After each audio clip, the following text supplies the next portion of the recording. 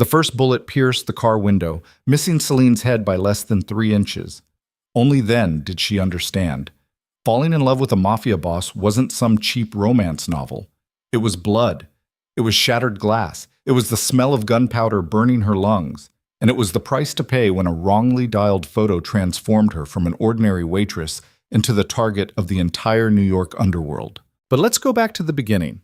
The night everything began to fall apart. If you want to know how an ordinary woman can fall into hell with just one wrong click, follow this story to the end. And don't forget to like and comment the city you're watching in so I know how far this story has traveled the world. The rain came down like God was pissed at Brooklyn specifically, not the gentle, romantic kind of rain you see in movies. This was the kind that soaked through your jacket in 30 seconds flat, turned the sidewalks into rivers of garbage and regret, and made you question every decision that led you to be outside at 11 p.m. on a Tuesday. Selene Vale stood under the broken awning of her apartment building, phone clutched in one hand, cheap wine buzzing through her veins, and her entire world crumbling around her feet. The photo evidence glowed on her screen. Adrian, her boyfriend of 2 years, tangled up with some blonde in what was definitely his bedroom. Same ugly lamp she'd bought him for his birthday. Same stupid motivational poster on the wall.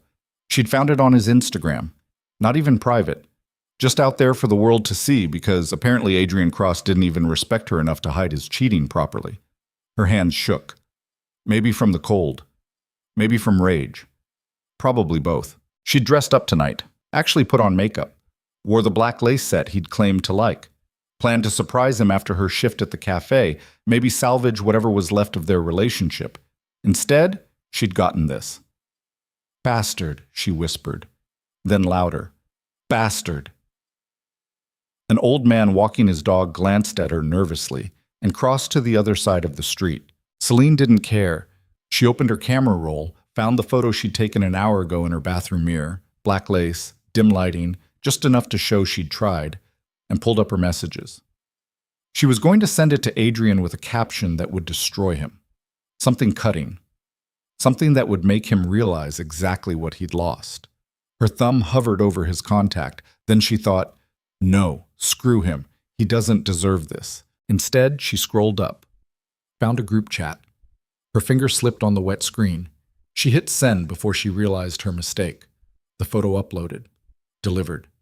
And Selene stared at her phone in growing horror as she saw the name at the top of the conversation.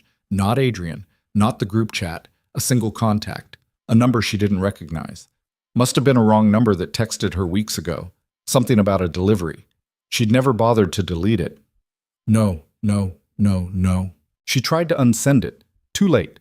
The message sat there, mocking her. Some stranger now had a half-dressed photo of her at 11 p.m. on a rainy Tuesday, and there was nothing she could do about it. Selene felt her face burn despite the cold rain. She typed out a frantic message. I'm so sorry. Wrong number. Please delete that. For 3 minutes, nothing happened. Then her phone buzzed. The response was 3 words. Cold, precise. Almost amused. Interesting choice of lighting. Selene's breath caught. She stared at those words, trying to figure out if this stranger was mocking her or genuinely commenting on her photography. Because yeah, she'd actually thought about the lighting. The amber warmth from her bathroom bulb against the shadows. Old habit from her art school days before she dropped out to pay rent. She should have left it there. Apologized again. Blocked the number. Gone inside and cried into her cheap wine like a normal person. Instead, her fingers moved on their own. Thanks. Professional photographer. Kind of. The response came faster this time. Kind of? I work at a cafe. Photography's just a side thing. Show me your portfolio. Something about the directness made her pause. No small talk, no creepy follow-up about the photo itself. Just straight to business. Selene found herself opening her Instagram, the professional one she barely maintained, and sending the link. 3 minutes of silence. Then, you have an eye for shadows. Most people are afraid of darkness in their composition. You lean into it. Selene read the message twice. No one had ever described her work like that. Adrian certainly never had. He'd called her photos moody in a way that sounded like criticism. Her mom said they were too dark. Her cafe manager didn't even know she did photography.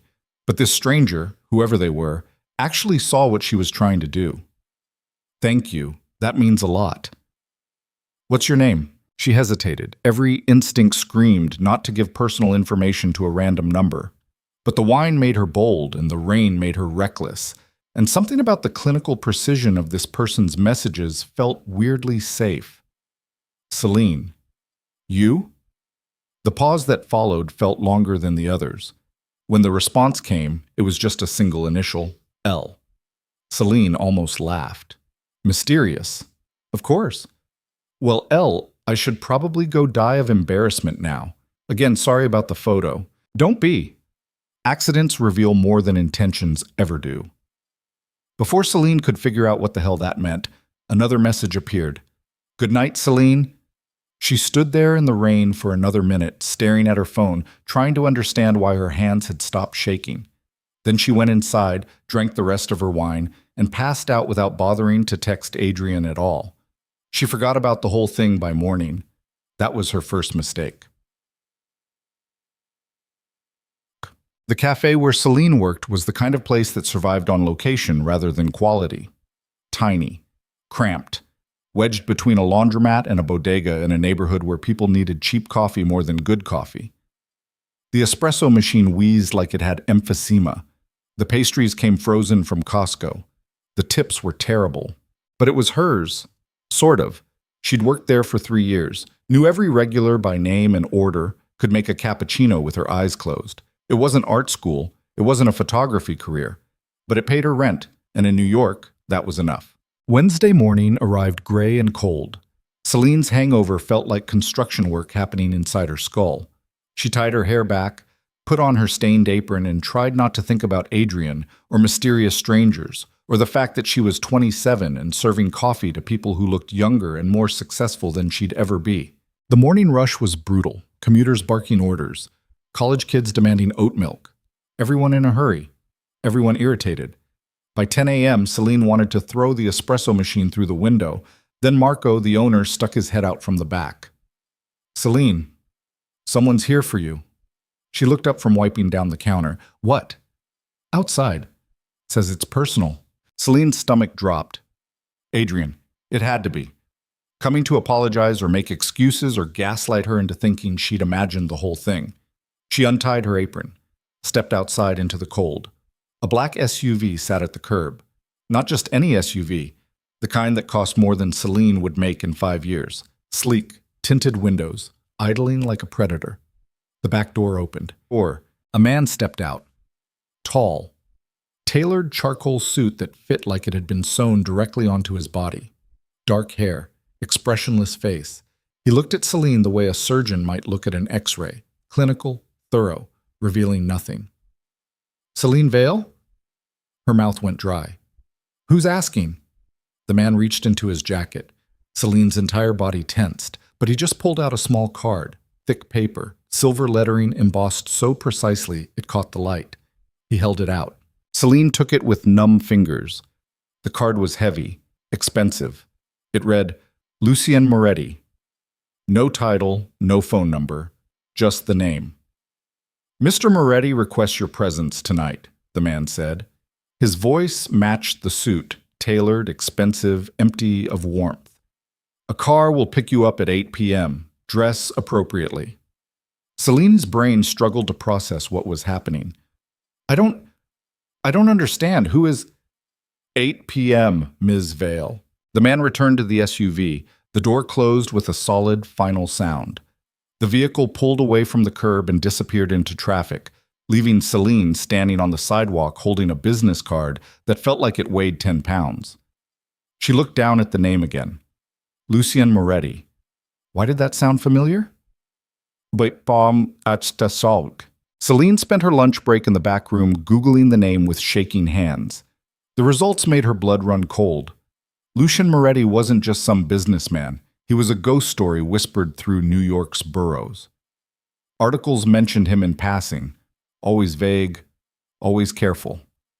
Alleged connections to organized crime. Rumored to control significant portions of the city's underground economy. No criminal record despite decades of suspicion. One article from the New York Times described him as the man politicians fear to name and prosecutors can't touch. There were almost no photos. The few that existed showed a tall figure in expensive suits, always partially obscured, leaving courthouses, entering restaurants, never clearly visible, like he existed just outside the frame of reality. Celine's hands shook so badly she nearly dropped her phone. This man, this criminal, wanted to meet her tonight. Why? Then it hit her. The photo? The wrong number? Oh God. She'd sent a half-dressed photo to a Mafia boss. Selene felt like she might throw up. She thought about running, packing a bag and getting on a bus to literally anywhere else. But where would she go? And what if running made it worse?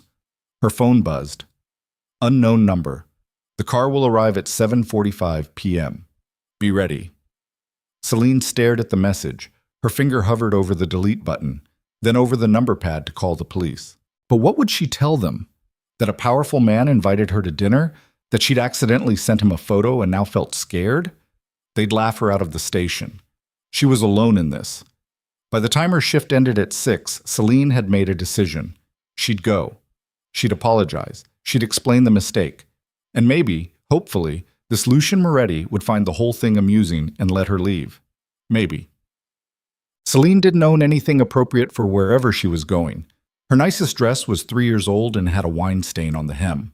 But she showered, did her makeup carefully, pulled her dark hair into something that looked intentional. At 7:43 p.m., she stood by her apartment window, watching the street. At exactly 7:45, the black SUV appeared. Her phone buzzed. We've arrived. Selene grabbed her coat, walked downstairs. Each step felt like walking toward her own execution. The same man from earlier stood beside the open back door. He didn't smile, didn't speak, just waited. Selene climbed inside. The interior smelled like leather and money, soft lighting, climate control.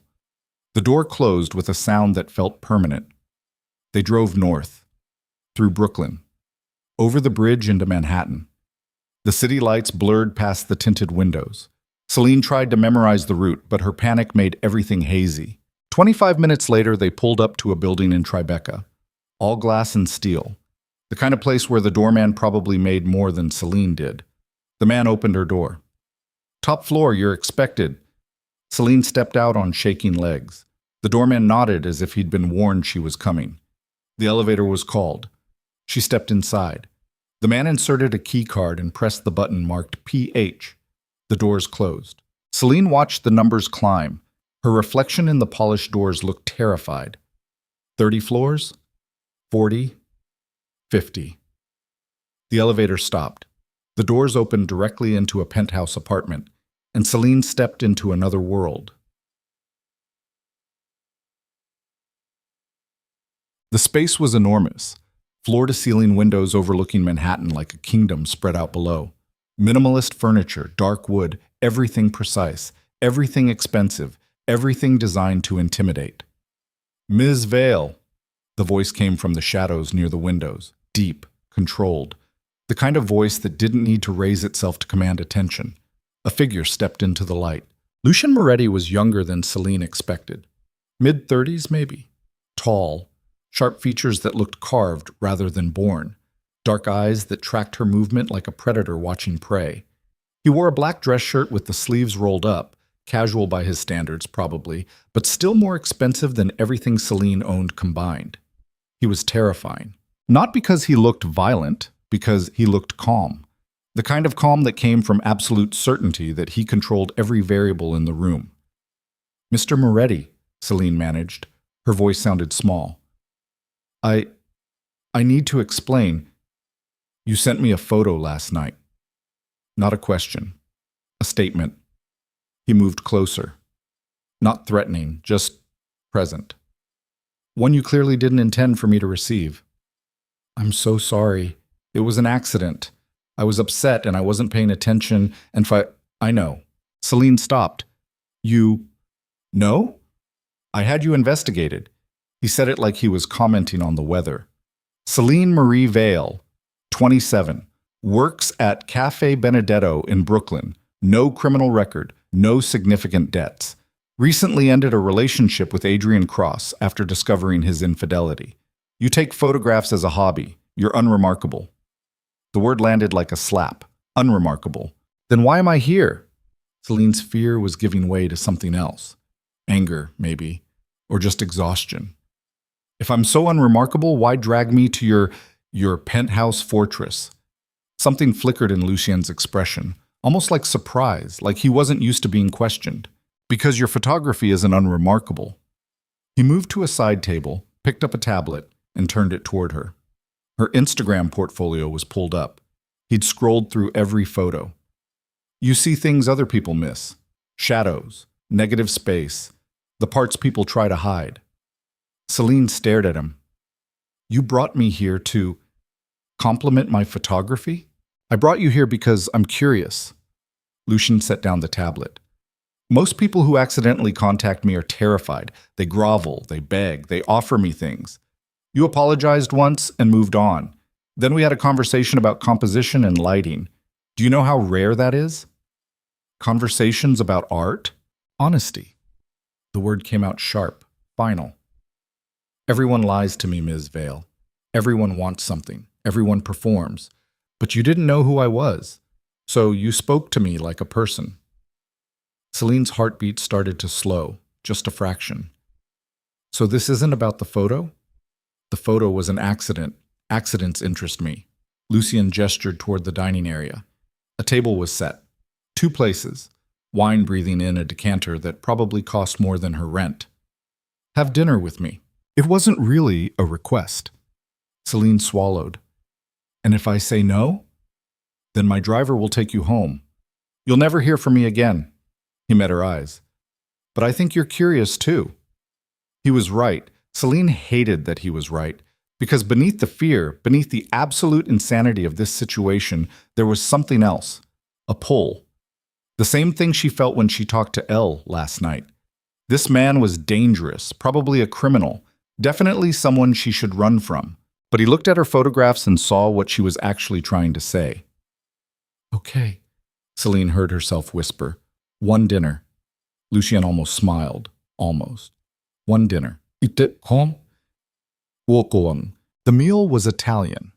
Of course it was. Prepared by a private chef who materialized from a kitchen Selene hadn't even noticed, served each course, and vanished like smoke. They didn't talk about the photo. They didn't talk about his business. Instead, Lucien asked her about photography, about why she dropped out of art school, about what she saw when she looked at shadows. And Selene found herself answering honestly. Everyone takes pictures of light, she said, halfway through the pasta course. The wine had loosened her tongue. But darkness is more interesting. It's where people hide things, where truth lives. Lucien watched her over his wine glass. You sound like you're describing people, not photographs. Maybe I am. And what do you see when you look at me? The question hung in the air between them. Selene should have deflected, should have given some safe, polite answer. Instead, she met his eyes. Someone who's tired, she said quietly. Someone who's been alone for a very long time. The silence that followed felt like falling. Lucien set down his wine glass with careful precision. For a moment, Selene thought she'd made a terrible mistake. Then he spoke, his voice rougher than before. You're perceptive. You asked. Most people tell me what they think I want to hear. I'm not most people. No. Something shifted in his expression. Something almost vulnerable. You're not. They finished dinner in a sense that felt less hostile, almost comfortable. When the chef cleared the plates and disappeared again, Lucien stood and moved to the windows. Come here. Selene hesitated, then followed. The view was staggering. All of Manhattan spread out below them, lights stretching to infinity. The city that never slept, never stopped, never cared who you were or what you wanted. This is what I see every night, Lucien said. His voice was different now, quieter, less controlled.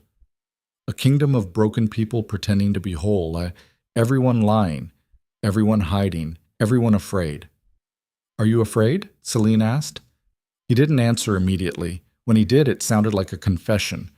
I'm afraid of what happens when you stop being afraid of me. Selene looked at him. Really looked. Past the expensive clothes and the dangerous reputation and the controlled exterior. And she saw what her camera would see, the exhaustion in his shoulders, the loneliness in his eyes, the wound he carried that never healed. I'm still afraid, she admitted. But I'm curious, too. Lucien turned to face her. They stood close enough that Selene could feel the heat of him, close enough to see the exact moment his control slipped just a fraction. That makes you dangerous, he said softly. To you? To both of us. Before Selene could respond, Lucien's phone buzzed. The moment shattered. He checked the screen and his expression went carefully blank again. My driver will take you home. He stepped back, putting distance between them. Professional again. Controlled. Thank you for dinner, Ms. Vale. The dismissal was clear. Selene felt like she had been slapped. One moment he was vulnerable, almost human. The next, she was being sent away like hired help. Right. She grabbed her coat. Thanks for the free meal, I guess. She was halfway to the elevator when his voice stopped her. Selene. She turned. Lucien stood backlit by the city lights, and for just a second, he looked as lost as she felt. If you're ever in trouble, he said quietly, call me. I don't have your number. Her phone buzzed in her pocket. When she checked it, a new contact had been added, L, the same initial from last night.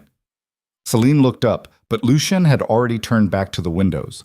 The elevator doors closed, and she rode down 50 floors in stunned silence, trying to understand what the hell had just happened.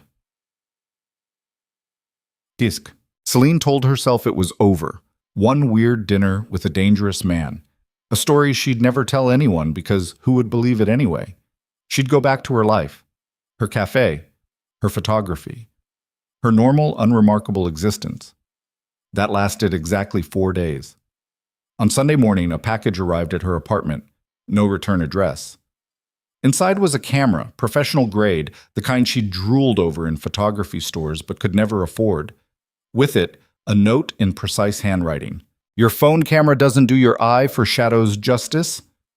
L. Selene stared at the camera for 20 minutes. She should send it back. Should want nothing to do with Lucien Moretti and his dangerous world. Instead, she picked it up, felt the weight of it. The possibility. Her phone buzzed. There's a charity gala next Friday. I need a photographer. Interested? Selene's fingers hovered over the keyboard. Every rational part of her brain screamed to decline, to run, to stay in her safe, boring, unremarkable life. She thought about Adrian, about the cafe, about being 27 and invisible. She thought about the way Lucien looked at her photographs and saw what no one else did. She typed 2 words. I'm interested. The response came immediately. Good. Wear something elegant. I'll send details. Selene set down her phone and picked up the camera. Through the viewfinder, her tiny apartment looked different. The shadows deeper, the light sharper. She took a photo of her window, the city beyond it, all that darkness and light tangled together. She didn't know it yet, but she'd just taken the first step into a world she'd never escape.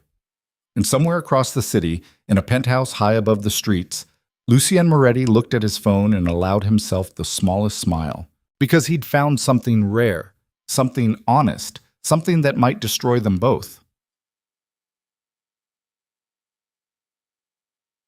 The week that followed felt surreal. Selene worked her cafe shifts in a daze, jumping every time her phone buzzed. Lucien sent her details about the gala, what time to arrive, where to send her portfolio for verification, a dress code that made her panic because she definitely didn't own anything that qualified as elegant formal. On Wednesday, another package arrived. Inside was a dress. Midnight blue. Simple, but devastating. The kind of thing that cost more than her monthly rent. With it, another note. Your shadows need the right frame. Selene should have sent it back. Should have been insulted that he was essentially buying her clothing. Should have recognized all the red flags screaming that this was a bad idea. Instead, she tried it on. It fit perfectly. Friday arrived too fast. Selene spent the morning at the cafe dropping things and forgetting orders. Marco finally sent her home early. You sick or something? Something, Selene muttered. At 6 p.m., she stood in her bathroom trying to do her makeup with shaking hands. The dress hung on the back of the door like an accusation. Or a promise. She wasn't sure which. Her phone buzzed. The car will arrive at 7. Don't be nervous, easy for you to say, she typed back.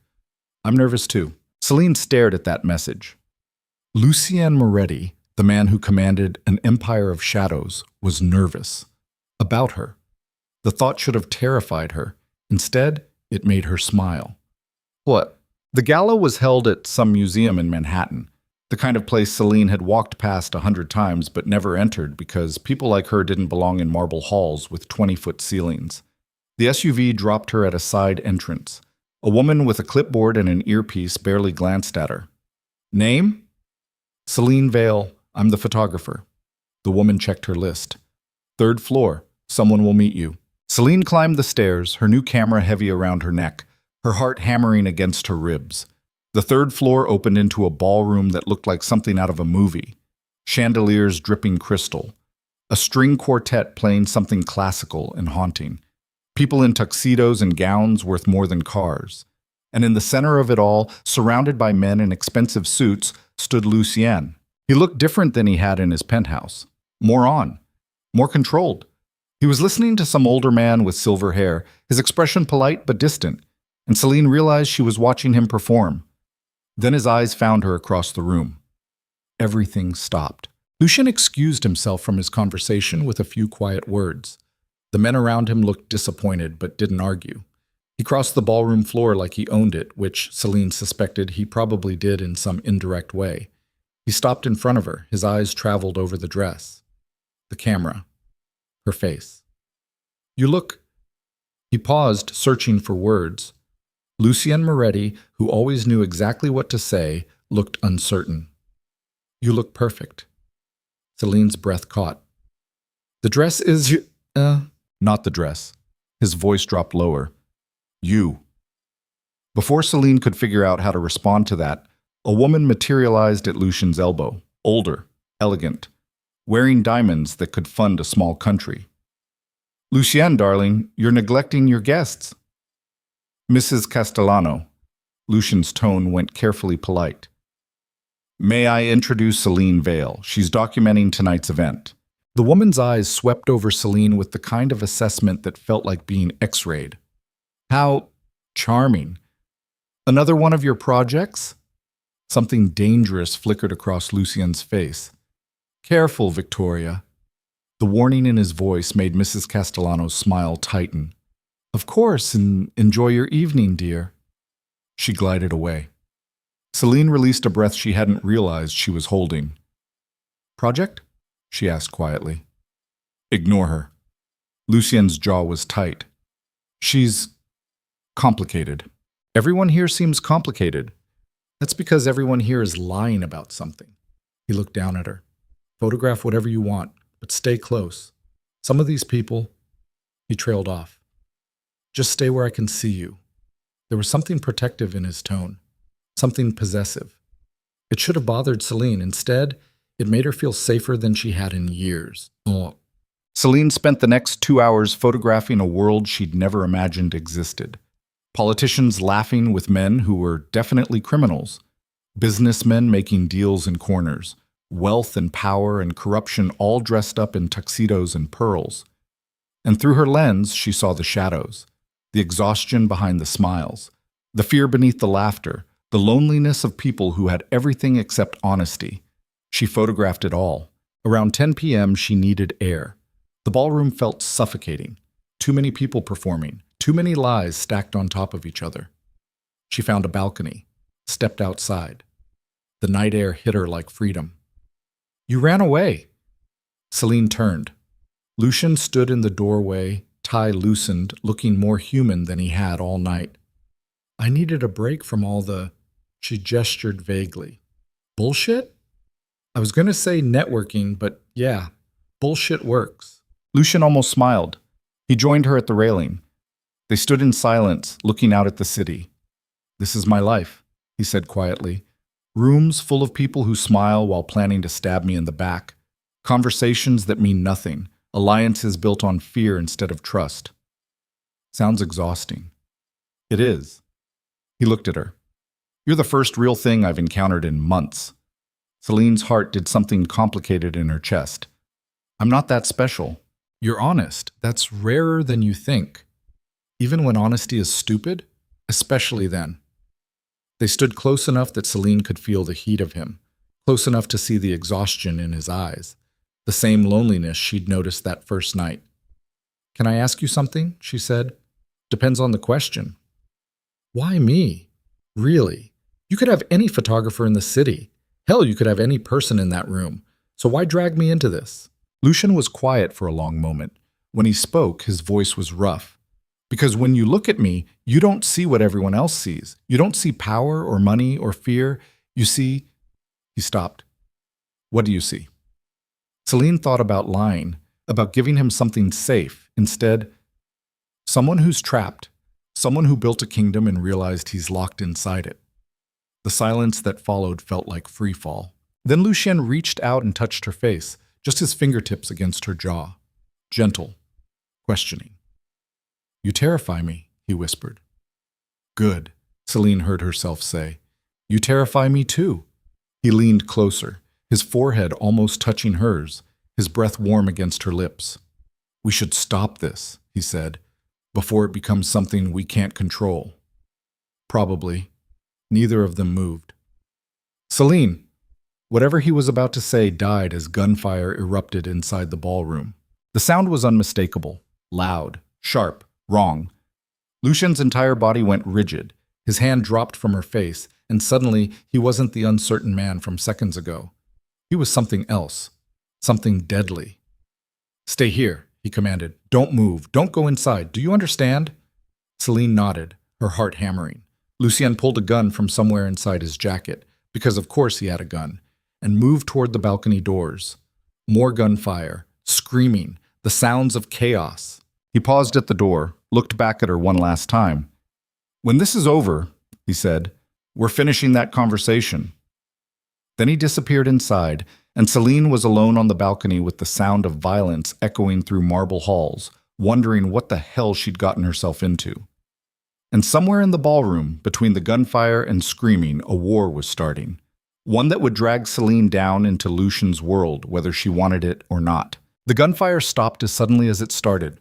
Selene stood frozen on the balcony, her camera clutched against her chest like a shield, listening to the silence that followed violence. It felt worse than the shooting, because silence meant people were dead or hiding or waiting for the next round, and she didn't know which. She counted her breaths. 1, 2, 3. Lucien had told her to stay put, but every instinct screamed at her to run, to get as far from this place as possible. Then she heard his voice through the doors, low, controlled, giving orders. "Get them out through the kitchen. Now. I don't care what they saw. Move!" Footsteps, crying, the shuffle of expensive shoes on marble floors. Selene moved to the door, pressed herself against the wall beside it. Through the glass, she could see the ballroom. Overturned tables, shattered champagne glasses, a chandelier swaying like something out of a nightmare, and bodies. Not many. 3, maybe 4. Men in suits lying in positions that didn't look human anymore. Lucien stood in the center of the destruction, gun still in his hand, talking to a man with blood on his shirt. Not his blood. Someone else's. They spoke in rapid Italian, too fast for Selene to catch, even if she understood the language. Then Lucien's eyes found her through the glass. The relief that crossed his face lasted maybe half a second before control locked back down. He said something sharp to the man beside him, then crossed to the balcony doors. When he opened them, Selene saw the violence on him. Not blood, not dirt, just the residue of what he'd done. The cold certainty in his eyes that he'd killed people tonight and would do it again without hesitation. "I told you to stay put," he said quietly. "I did." "You're shaking." Selene looked down at her hands. He was right. The camera trembled in her grip like something alive. Lucien reached out slowly, like approaching a wounded animal, and took the camera from her, set it carefully on a nearby table. Then he took her hands in his.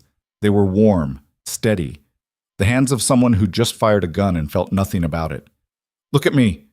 Selene forced herself to meet his eyes. "Are you hurt?" he asked. "No." "Did you see anything?" "Just aftermath." "Good." He squeezed her hands once. "I need you to leave. Right now. My driver will take you home. Don't talk to the police. Don't talk to anyone. Do you understand?" What happened? Selene, what? Happened. Lucien's jaw tightened. For a moment, she thought he wouldn't answer. Then, someone tried to kill me. They failed. That's all you need to know. People died. Bad people. He said it like that justified everything. Maybe in his world it did. I need you to go, please. There was that word again. Please. Like she had a choice, like this was a request instead of a command wrapped in polite language. Selene pulled her hands from his. You knew this might happen. That's why you told me to stay close. You brought me here knowing someone might start shooting. I didn't know. Bullshit. The word landed hard. Lucien's expression went carefully blank. The same mask he wore in the ballroom. The one that hid everything. You're right, he said finally. I suspected something might happen. I had security in place. I thought it was handled. And me? Was I just... what? Bait? A distraction? You were supposed to be safe. Safe? Selene laughed, and it came out jagged, broken. I'm standing in a ballroom full of dead bodies. I don't feel very safe. Lucien stepped closer, not threatening, desperate. I would never put you in danger intentionally. You have to believe that. I don't have to believe anything. Selene grabbed her camera. Her hand still shook. I'm done. This whole thing, the dinner, the dress, the gala, it was a mistake. I should have never answered your text. She moved past him toward the door. Selene, wait. But she was already walking through the ballroom, past the overturned tables, past the men cleaning up evidence like they'd done this 100 times before, past the bodies covered in white sheets that hadn't been there minutes ago. Someone tried to stop her at the stairs. A young guy with a gun. Lucien's voice cut through. Let her go! Selene didn't look back. She took the stairs 2 at a time, the dress Lucien bought her catching on her heels, her camera banging against her ribs. The SUV sat at the side entrance like it had been waiting. The same driver, the same blank expression. He opened the door without a word. Selene climbed inside and the door closed, and then she was driving away from the museum, away from the gunfire, away from Lucien and his world of polite violence. She made it 3 blocks before she started crying. Mintan. The driver dropped her at her apartment without speaking. Selene climbed the stairs to her door, got inside, locked every lock, and slid down to the floor with her back against the wood. Her phone buzzed. She ignored it. It buzzed again, and again, and again. Finally, she looked. 12 messages. All from Lucien. I'm sorry, please answer your phone. Let me explain. You're right, I should have told you. Selene, please. I just need to know you're safe. The last one made her laugh. A bitter, angry sound. He wanted to know if she was safe, like he hadn't been the one who put her in danger in the first place. She typed out a response. Don't contact me again. Then she blocked his number. For 3 minutes, she felt powerful, in control. Then the reality crashed down. She'd just blocked a mob boss, a man who had people killed for less than outright rejection. Her hands started shaking again. Selene stood up, stripped off the expensive dress and left it in a heap on the floor, washed off her makeup, put on sweatpants and a ratty t-shirt, tried to feel normal again. Her phone buzzed. Unknown number. Blocking me doesn't change what happened tonight. Her stomach dropped. Or what's happening between us. I'll give you space. But this isn't over. L. Selene stared at the messages. Then she turned off her phone completely and crawled into bed, and for the first time in years, she wished she was anywhere but New York. Heck. 3 days passed. Selene worked her shifts at the cafe in a fog. Smiled at customers, made coffee, pretended everything was normal. But every time the door opened, her heart jumped. Every black car that drove past made her flinch. Marco noticed. You good? He asked on Tuesday afternoon. Fine. You don't look fine. You look like you saw a ghost. Close enough, Selene thought. That night, she made the mistake of Googling the museum gala. The news coverage was minimal. Minor incident at charity event. No casualties reported. Police investigating. No casualties. Selene had seen the bodies, had watched them being covered with sheets. But according to the official record, nothing had happened. That was Lucien's power. The ability to make violence disappear. To rewrite reality. It terrified her more than the gunfire had. On Wednesday morning, she found an envelope under her apartment door. No postage, no return address, just her name in precise handwriting. Inside was a check, $20,000. The memo line read, "For your work." Selene stared at it for a full minute. $20,000 for a few hours of photography, enough to pay off her credit cards, cover rent for months, buy better equipment, blood money. She ripped it in half, then quarters, then kept tearing until it was confetti on her kitchen counter. Her phone rang. New number. She'd stopped blocking them because Lucien seemed to have an infinite supply. Against her better judgment, she answered, "What?" "You destroyed the check." Lucien's voice, calm as always, infuriating. "Are you watching me? I have someone posted outside your building. For your protection." "I don't need protection. I need you to leave me alone." "After what happened at the gala." "Nothing happened at the gala." Selene's voice went sharp. "According to the news, it was a minor incident. No casualties, remember?"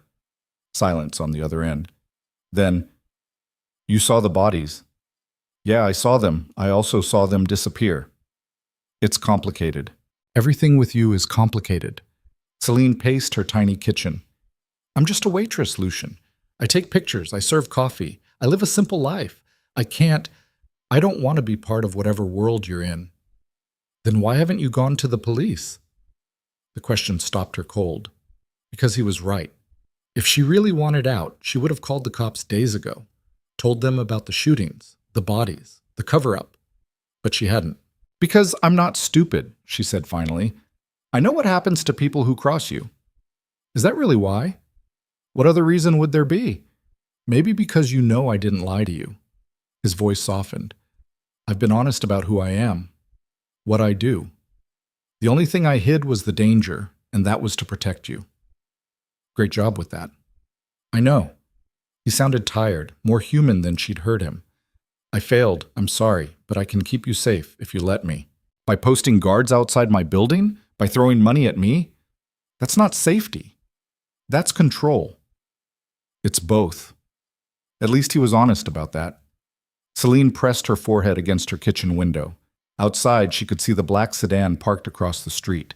Tinted windows, idling engine. One of Lucien's people. "Make them leave," she said quietly. "No." "Lucien, someone tried to kill me 3 days ago, Selene. Whoever hired them knows I was with you, which means you're a target now too. So no, I'm not pulling security. I'm not leaving you unprotected." "You don't get to make that choice." "I just did." The sheer arrogance of it made her want to scream, but underneath the anger was something else. Something she didn't want to examine too closely. Relief. Because as much as she hated being watched, being controlled, being pulled into Lucien's orbit, she was also terrified of what might happen without him. "I need time," she said. "Space to figure out what I want." "How much time?" "I don't know. Weeks, months, maybe forever." Another pause. Then, "I'll give you 1 week, 7 days. After that we talk, face to face. And if I say no, then I'll walk away." He said it like it cost him something. "But the security stays. That's not negotiable." Selene wanted to argue, wanted to tell him where he could shove his security and his money and his entire dangerous world. Instead, she said, 1 week. 1 week. The line went dead. Selene looked at the black sedan across the street. As she watched, someone inside tilted a coffee cup in what might have been a greeting. She closed her blinds and tried to pretend she wasn't grateful they were there. The week crawled by. Selene worked, slept badly, avoided the news, kept her blinds closed. Every night, the black sedan sat across the street. Every morning, it was still there when she left for work. On Thursday, one of her regulars asked if she had a stalker. "Something like that," Selene muttered. Marco overheard. "You want me to call the cops?" "No, it's handled." But nothing felt handled. Friday night, she got a text from an unknown number. "Your ex-boyfriend is asking about you." Selene stared at the message, then typed back. "Who is this?" "Marcus. I'm parked outside your building. Adrian Cross came by an hour ago. Asked your neighbors which apartment was yours. Thought you should know." Ice ran down her spine. She hadn't thought about Adrian in weeks. Not since the night she'd sent the accidental photo. He'd tried calling a few times after she'd ghosted him, but eventually gave up. Why was he asking about her now? What did he want? Didn't stick around to find out. But he looked nervous. Kept checking over his shoulder. Celine's mind raced. Maybe Adrian had seen the news coverage from the gala. Maybe he recognized her name somehow. Maybe... Her apartment buzzer rang. She jumped so hard she dropped her phone. The buzzer rang again, insistent. Selene moved to the intercom. Who is it? It's me. Adrian's voice, strained, scared. Selene, I need to talk to you. It's important. Every instinct told her not to buzz him up, but curiosity won. Come up. She unlocked her door but left the chain on. When Adrian appeared at the top of the stairs, he looked terrible, pale, sweating, his expensive suit rumpled like he'd been wearing it for days. Can I come in? He asked. Depends. Why are you here? Because you're in danger, serious danger. Selene almost laughed. You're a little late with that warning. I'm serious. These people. He looked over his shoulder like someone might be listening. Can we please not do this in the hallway? Against her better judgment, Selene slid the chain off and let him inside. Adrian stepped in and immediately moved away from the windows. His eyes darted around her tiny apartment like he was checking for threats. You look paranoid, Selene said. That's because I am. He ran a hand through his hair. It was shaking. How do you know Lucien Moretti? The question hit like a fist. How do you know I know him? Answer the question, Selene. No, you show up at my apartment after ghosting me for weeks, looking like you haven't slept in days, and demand answers? Screw that. You first. Adrian's jaw worked. Then he pulled out his phone and showed her a photo. It was from the gala. Selene on the balcony, Lucien touching her face, the moment before the gunfire started, taken from inside the ballroom, a surveillance angle. Where did you get this? Selene's voice came out hoarse. People I work for. You're a corporate attorney. I'm a lot of things. Adrian pocketed his phone. And one of those things is connected to people who want Lucien Moretti dead. The room tilted. Selene grabbed the back of her couch to steady herself. What? The Valenti family. Ever heard of them? She shook her head. They're Moretti's rivals, have been for years, and I've been feeding them information about his businesses, his deals, his movements. Adrian looked sick saying it. When I saw you with him at the gala, I thought maybe you were working an angle. Maybe you were smarter than I gave you credit for. You thought I was what? Playing him. Getting close for information. The way I... He stopped. Selene's brain struggled to process what she was hearing. The way you what, Adrian? He didn't answer, and suddenly, pieces started clicking together. The photo she'd sent to the wrong number. Lucien's investigation finding nothing suspicious in her background. Adrian's number mysteriously in her phone. You set me up, she whispered. No, I didn't. It wasn't supposed to go like this. What was it supposed to be? Adrian paced her small living room. The Valentis wanted someone close to Moretti, someone he'd trust, someone innocent. When I heard you talking about that photographer number you'd accidentally texted, I thought, you switched the contact in my phone. Selene's voice was dead, flat. That wasn't a wrong number. You programmed Lucien Moretti's number into my phone and labeled it as something random. I didn't know you'd send him a photo like that, but you knew I'd eventually text it. You were waiting for me to message the delivery guy or whatever you called the contact. Adrian's silence was confirmation enough. Selene felt like she might throw up. Everything had been manipulated. Their entire connection, Lucien's interest, the dinner, the gala, all of it built on Adrian's betrayal. Why? She asked quietly. The Valentis have dirt on me. Real dirt. Tax fraud. Embezzlement. If I didn't help them, I'd go to prison. So you used me instead. I didn't think you'd actually get close to him. I thought he'd ignore you or scare you off, and that would be the end of it. But then you kept meeting him. You went to the gala. Adrian's voice cracked. Do you have any idea how dangerous Lucien Moretti is? Yeah, I do. I watched people die 3 days ago. Adrian went even paler. The shooting, that was the Valentis. They tried to take him out and failed. Now they're panicking, and they think you're leverage. Ice flooded Selene's veins. What does that mean? It means they know Moretti cares about you, which makes you valuable, which makes you... A sound came from the hallway. Footsteps. Heavy, fast. Adrian's eyes went wide. No, they followed me. I was careful. Celine's door exploded inward. 3 men, guns, moving with professional precision. Marcus, Lucien's guard, came up the stairs behind them, already pulling his weapon, but he was too slow. One of the intruders fired twice. Marcus went down. Selene screamed. Adrian tried to run, made it 2 steps before someone grabbed him by his collar and threw him against the wall hard enough to crack the plaster. Then a gun pressed against Celine's temple, and everything stopped. Don't move. The voice was calm, professional. You scream, you die. You run, you die. You understand? Selene nodded, her entire body trembling.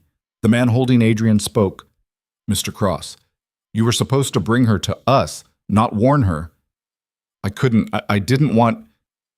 What you want stopped mattering when you took our money. The man's voice was devoid of emotion, almost bored. Now we have to do this the messy way. He shot Adrian twice in the chest. The sound was deafening in the small apartment. Adrian's body crumpled to the floor, blood spreading across the worn carpet, his eyes still open in shock. Selene couldn't breathe, couldn't think, couldn't process what she'd just witnessed. The gun at her temple pressed harder. Let's go, Ms. Vale. We have someone who wants to meet you. She tried to fight, tried to scream, but someone jabbed a needle into her neck, and the world went fuzzy at the edges. The last thing she saw before everything went black was Adrian's body on her floor. And the last coherent thought she had was, Lucien was right. She should have let him protect her. A sex. Selene woke up with her head pounding and her wrists bound to a metal chair. The room was dark, cold. She could smell water, hear it lapping against something nearby. A warehouse by the docks, maybe. Somewhere no one would hear her scream. Her vision swam as she tried to focus. Gradually, shapes resolved themselves. Concrete walls. Small windows too high to reach. Industrial lighting that barely worked. And a man sitting across from her. He was older, 60s maybe. Silver hair, expensive suit. He held a glass of something amber, whiskey probably, and watched her with the detached interest of someone examining an insect. You're awake. Good. Selene's voice came out cracked. Who are you? Vincent Valenti. He took a sip of his drink. I apologize for the accommodations. This wasn't my first choice of venue, but your boyfriend has made doing business in civilized locations rather difficult. He's not my boyfriend. No? Vincent smiled. It didn't reach his eyes. Then perhaps you can explain why Lucien Moretti, a man known for his emotional detachment, has had armed guards watching your apartment for 5 days. Why he's been calling every contact he has trying to locate you for the past 6 hours. Selene's heart jumped. 6 hours. She'd been unconscious for 6 hours. I don't know what you want from me. Oh, I think you do. Vincent stood and moved closer. He wasn't threatening, didn't need to be. The men with guns standing in the shadows did that for him. Your leverage, Ms. Vale. The woman who made New York's most dangerous man go soft. I barely know him. And yet he's currently tearing this city apart looking for you. 12 of my operations have been hit in the last 4 hours. Warehouses burned, accounts frozen. People arrested on charges that appeared out of nowhere. Vincent's voice stayed level, but anger simmered underneath. That's not the behavior of a man who barely knows someone. Selene's mind raced. Lucien was looking for her, which meant he knew she'd been taken. Which meant, Marcus, she whispered, your people shot him. He's alive, wounded, but alive. He called Moretti before losing consciousness. Vincent returned to his chair, which is when things became interesting. Do you know what Lucien's first move was? Selene shook her head. He offered me $10 million for your safe return. No questions asked, no retaliation. 10 million. The number didn't feel real. I declined, of course, because you're worth far more than money to me. Vincent finished his drink. You're the thing that will finally break him. You're going to kill me. Eventually. But first, I'm going to make sure Lucien knows you're suffering, that you're afraid, that he failed to protect you. Vincent's smile was cold. I'm going to destroy him psychologically before I destroy him literally. And you, my dear, are the instrument of that destruction. Selene's chest tightened. This was it. This was how she died. Not from gunfire or accident, but as a pawn in someone else's war. He won't come for me, she said, trying to sound certain. We barely know each other. He'll cut his losses. You really believe that? Yes. Vincent laughed. Actually laughed. You poor naive girl. Lucien Moretti doesn't care about losses. He cares about control, about ownership, and whether you realize it or not, he's decided you belong to him. The words sent a chill through her, because part of her knew Vincent was right. What happens now? She asked quietly. Now we wait. We let Lucien tear himself apart searching. We send him photos of you, alive but terrified. We make him desperate. Vincent stood. And when he's vulnerable enough, we'll arrange a meeting. Tell him he can have you back in exchange for his empire. He won't agree to that. He will, because men like Lucien Moretti have one weakness. They're capable of love. And love makes even the most dangerous men do stupid things. Vincent moved to the door, paused, looked back at her. Someone will bring you water, food. We need you alive and relatively undamaged for the photographs. Try not to cause trouble. The men guarding you have orders to keep you breathing, but nowhere does it say they can't hurt you. Then he was gone. Selene was left alone in the dark, bound to a metal chair, with nothing but her fear and the sound of water lapping against the docks. She thought about Lucien, about the way he'd touched her face on the balcony, the vulnerability in his eyes when he'd asked what she saw in him. Someone who's trapped, someone who built a kingdom and realized he's locked inside it. Now she understood exactly how he felt, because she was trapped too. In a game she never wanted to play, with stakes she couldn't comprehend, and somewhere out there, Lucien Moretti was burning the city down trying to find her. Selene closed her eyes and did something she hadn't done in years. She prayed he'd find her in time. Time stopped meaning anything in the dark. Selene didn't know if she'd been in the warehouse for hours or days. The single bulb overhead flickered on and off at random intervals, and the small window near the ceiling showed only darkness. No sunlight, no way to track the passage of time except by the growing ache in her shoulders and the steady throb of hunger in her stomach. They'd brought her water twice. Once, someone had shoved a protein bar through the door and told her to eat it while still bound to the chair. She'd refused out of spite, then regretted it an hour later when her hands shook from low blood sugar. The second time they brought water, a different guard came. Younger. Nervous energy radiating off him like heat. He'd set the bottle down just out of reach and stared at her with eyes that made her skin crawl. "You're prettier than the photo," he'd said. Selene hadn't responded, had learned quickly that silence was safer than engagement. He'd lingered in the doorway. "Vincent says we can't touch you, but he didn't say we can't look." "Get out," Selene had said quietly. "Make me." Her heart had hammered against her ribs, but she'd kept her voice level. "Vincent wants me undamaged for the photographs.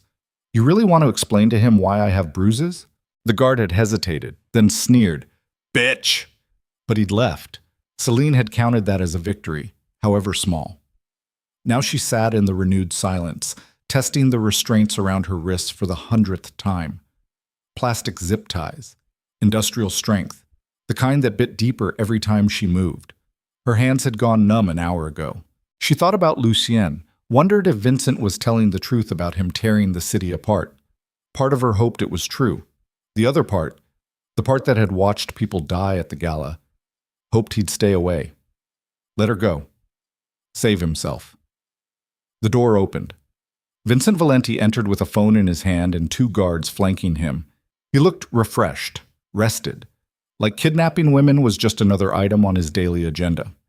"Good news, Ms. Vale. We've made contact with Mr. Moretti." Selene's pulse jumped. "What did he say?"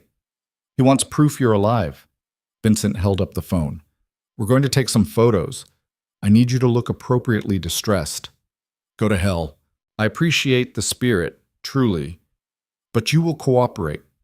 Vincent's voice stayed pleasant, conversational, which made it worse. "Because if you don't, I'll have my men break one of your fingers. Then we'll take the photos anyway, and you'll look very distressed indeed. So the question is whether you want cosmetic suffering or actual suffering." Selene's jaw tightened. She wanted to spit in his face. Wanted to tell him Lucien would kill him slowly for this. Instead, she said, "Fine. Excellent choice." One of the guards moved behind her and grabbed her hair, yanking her head back. Selene gasped at the sudden pain. The camera flash went off. Once, twice, 3 times. Then the guard released her, and her head snapped forward. Vincent checked the photos with the satisfaction of an artist reviewing his work. "Perfect. Exactly the right amount of fear in your eyes. Lucien will appreciate these." "You're insane." "I'm practical." Vincent pocketed his phone. "This isn't personal, Ms. Vale. It's business. Lucien has been a thorn in my family's operations for 15 years. He's cost us money, territory, respect. This is simply the most efficient way to remove him from the board." "By using me, by exploiting his weakness. You." Vincent moved closer, studying her like a specimen. "I have to admit, I didn't expect you to be his type. You're ordinary, plain even. What does a man like Lucien Moretti see in a waitress who takes pictures?" The casual cruelty of it stung more than Selene wanted to admit. "Maybe he sees someone real," she said quietly. "Someone who doesn't lie to him for money or power or fear." "How romantic." Vincent's smile was cold. "And how useless. In my world, Ms. Vale, honesty is a liability. The people who survive are the ones who know when to lie." He turned to leave, paused at the door. "The photos will be delivered within the hour. After that, we wait for Lucien to make his move. Try to get some rest. You'll need your strength for what comes next." The door closed, locked. Selene was alone again. She let her head drop forward, exhaustion pulling at her like gravity. Her wrists burned. Her shoulders screamed. But worse than the physical pain was the helplessness. She was a pawn, a tool, a thing to be used and discarded, and there was nothing she could do about it. Lucien Moretti stood in the penthouse that no longer felt like home and stared at the photos Vincent Valenti had sent. Selene, bound to a chair, hair pulled back to expose her face, eyes wide with fear but also defiance, trying to be brave even while being held captive by men who would kill her without hesitation. His hands shook. Lucien didn't shake. He was famous for his control, his ability to compartmentalize, to make decisions based on logic rather than emotion. But looking at those photos, all he felt was rage. "Boss!" Tony's voice came from behind him, careful, cautious. "We've traced the location. Warehouse district in Red Hook. 3 possible buildings that match the background details in the photos. How long to mobilize?" 20 minutes. But Vincent's expecting you. He'll have guards. Probably 30, 40 men. And he'll have Selene in a position where one wrong move means she dies. Lucien's jaw tightened. "What are you suggesting?" "Negotiation. Give him what he wants. We can rebuild territory. We can't bring her back from the dead." The rational part of Lucien's brain knew Tony was right. This was a trap. Vincent wanted him desperate, wanted him to make a mistake. But the other part, the part that had touched Selene's face on that balcony and felt something he'd thought was dead, didn't care about traps. "We're going in," Lucien said flatly. "Full assault. I want every available man. I want the Valenti operations burned to the ground. I want Vincent's contacts frozen, his suppliers cut off, his allies threatened. I want him to understand that taking her was the worst mistake of his miserable life." "Lucien!" "She's innocent." The words came out rough, raw. "She got pulled into this because of me, because I was selfish enough to keep her close even knowing the danger. So yes, we're going in, and we're bringing her home." Tony studied him for a long moment, then nodded. "I'll make the calls." He left. Lucien was alone with the photos. He looked at Selene's face, at the fear she was trying so hard to hide. "I should have trusted you," he'd said to her after the gala shooting. But the truth was, he'd never stopped trusting her. He'd just been too afraid to admit how much she'd come to matter. Now she was paying the price for his cowardice. Lucien pulled out his phone and made a call. It was answered on the first ring. "It's me," he said. "I need a favor." Ding. Selene woke to the sound of shouting. She jerked upright, or tried to. The zip ties reminded her where she was, what was happening. She blinked against the darkness, trying to orient herself. The warehouse was no longer quiet. Footsteps pounded overhead, men yelling orders in Italian, the metallic sound of weapons being loaded. Something was happening. The door to her room burst open.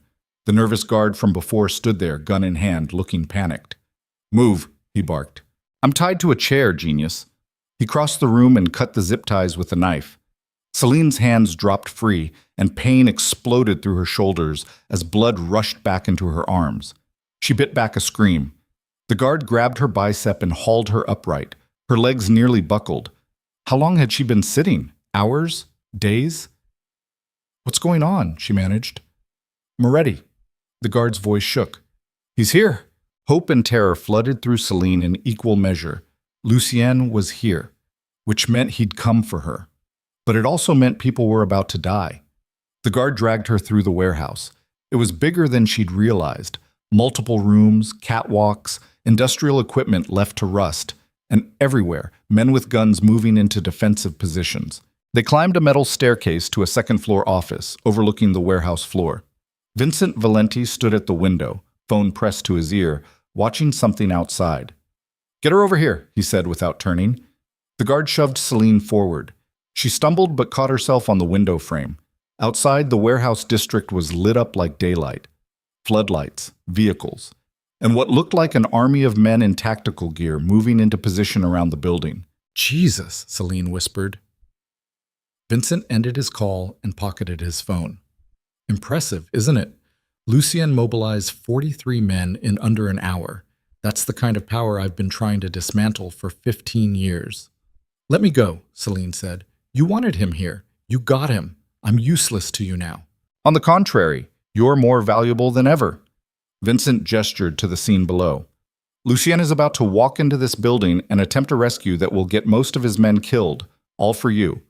A woman he's known for what? 3 weeks? 2. Even better, 2 weeks and he's willing to start a war." Vincent finally looked at her. "That's not strategy. That's obsession. And obsession makes men predictable." A loudspeaker crackled to life outside. Lucien's voice, amplified and cold. "Vincent, you have 60 seconds to release her unharmed. After that, everyone inside that building dies." Vincent smiled, pressed a button on the wall. His own voice boomed out through speakers. "Hello, Lucien. I'm afraid Ms. Vale isn't ready to leave just yet, but I appreciate the dramatic entrance. Very theatrical. 50 seconds. You're not going to storm this building. You're too smart for that. You know I have 30 guns aimed at every entrance. You know I can kill her before your first man makes it inside. 40 seconds. So here's what's going to happen." Vincent's voice stayed calm, reasonable. "You're going to stand down, send your men home, and then you and I are going to have a civilized conversation about the future of this city. 30 seconds. Lucien, be rational. She's not worth this." The loudspeaker went silent. For a moment, nothing happened. Selene held her breath. Then the warehouse windows exploded inward, not from gunfire, from something else, something that shattered glass and sent smoke billowing through the building. Selene's eyes immediately started burning. Tear gas. Vincent staggered back, cursing. The guard beside Selene dropped to his knees, coughing violently. Through the chaos, Selene heard gunfire, controlled bursts, professional. Lucien's men moving through the smoke like ghosts. Someone grabbed her arm. She tried to fight, but her eyes were streaming tears. She couldn't see, couldn't breathe. Whoever had her was dragging her toward the stairs. Then a voice in her ear, familiar, controlled. "It's me. Don't fight." "Lucien." Selene stopped struggling, let him guide her down the metal stairs, through the smoke, toward what she hoped was safety. Around them, the warehouse had become a war zone. Muzzle flashes in the darkness, men screaming, the metallic smell of blood mixing with tear gas. They made it to the ground floor. Lucien pressed something into her hands, a wet cloth. "Cover your face," he said. She did. The burning in her eyes lessened slightly, enough to see Lucien clearly for the first time. He wore tactical gear, had a gun in one hand. His face was set in an expression she'd never seen before. Not calm, not controlled. Murderous. "Can you walk?" he asked. "I think so." "Stay behind me. Don't stop. Don't look back. He moved forward, weapon raised, clearing their path with precise efficiency. Selene followed, her legs shaking but functional. They passed bodies, some moving, some not. She tried not to look, tried not to think about how many people were dying because of her. They were 10 feet from the exit when Vincent's voice cut through the chaos. "Stop!" Lucien froze, slowly turned. Vincent Valenti stood on the catwalk above them, gun pointed directly at Celine's head. Blood ran from a cut on his temple. His expensive suit was torn, but his hands were steady. "One more step," Vincent said, "and I shoot her." Lucien's weapon came up, aimed at Vincent. Mexican standoff. 2 men, 2 guns. One wrong move. "You don't want to do this," Lucien said quietly. "Don't I? You've destroyed everything I spent tonight, killed my men, ruined my operations. What exactly do I have to lose?" "Your life," Vincent laughed. Actually, laughed. "You think I'm afraid of dying? I'm 72 years old, Lucien. I've had a good run. But you? You're young. You have years ahead of you. How many of those years do you want to spend knowing you got her killed?" Celine's breath caught. She could see the calculation in Lucien's eyes. The terrible math of who was faster, who was more accurate. "Let her go," Lucien said. "Take me instead." "No," Selene whispered. "Shut up." Lucien didn't look at her, kept his eyes on Vincent. "You want to hurt me? Here I am. Unarmed. Yours. Just let her walk out of here." He was lowering his weapon, actually lowering it. Vincent's smile widened. "Now that's interesting. You'd actually do it." "Yes." "Even knowing I'll torture you before I kill you?" "Yes." Celine's heart cracked. This man, this dangerous, violent, terrifying man, was willing to die for her. For someone he'd known for 2 weeks, someone who'd accidentally stumbled into his life. "Don't," she said. "Lucien, don't you dare." "Walk out that door, Selene." "No." "That's an order." "I don't take orders from you." Something flickered in Lucien's expression, almost a smile. "Still arguing with me even now." "Someone has to." Vincent watched this exchange with fascination. "How touching, but I'm afraid neither of you are leaving. See, I've had time to think while watching Lucien tear my organization apart, and I've realized something." He shifted his aim. Now the gun pointed at Lucien. "Killing her would hurt you, but killing you in front of her? That's poetry." Everything happened at once. Lucien dove sideways, reaching for his dropped weapon. Vincent fired. The bullet caught Lucien in the shoulder, spinning him around. He went down hard. Selene screamed. Vincent adjusted his aim for the kill shot, and something inside Selene snapped. She wasn't a fighter, wasn't trained, wasn't brave. But the man who'd given her a camera and seen her shadows and touched her face like she was something precious was bleeding on the concrete floor. Selene grabbed the first thing she could find, a piece of rebar from the debris, and hurled it with every ounce of strength she had. It hit Vincent in the temple with a sickening crack. He staggered. The gun went off, the bullet going wild. Then he toppled over the catwalk railing. The fall was 15 feet.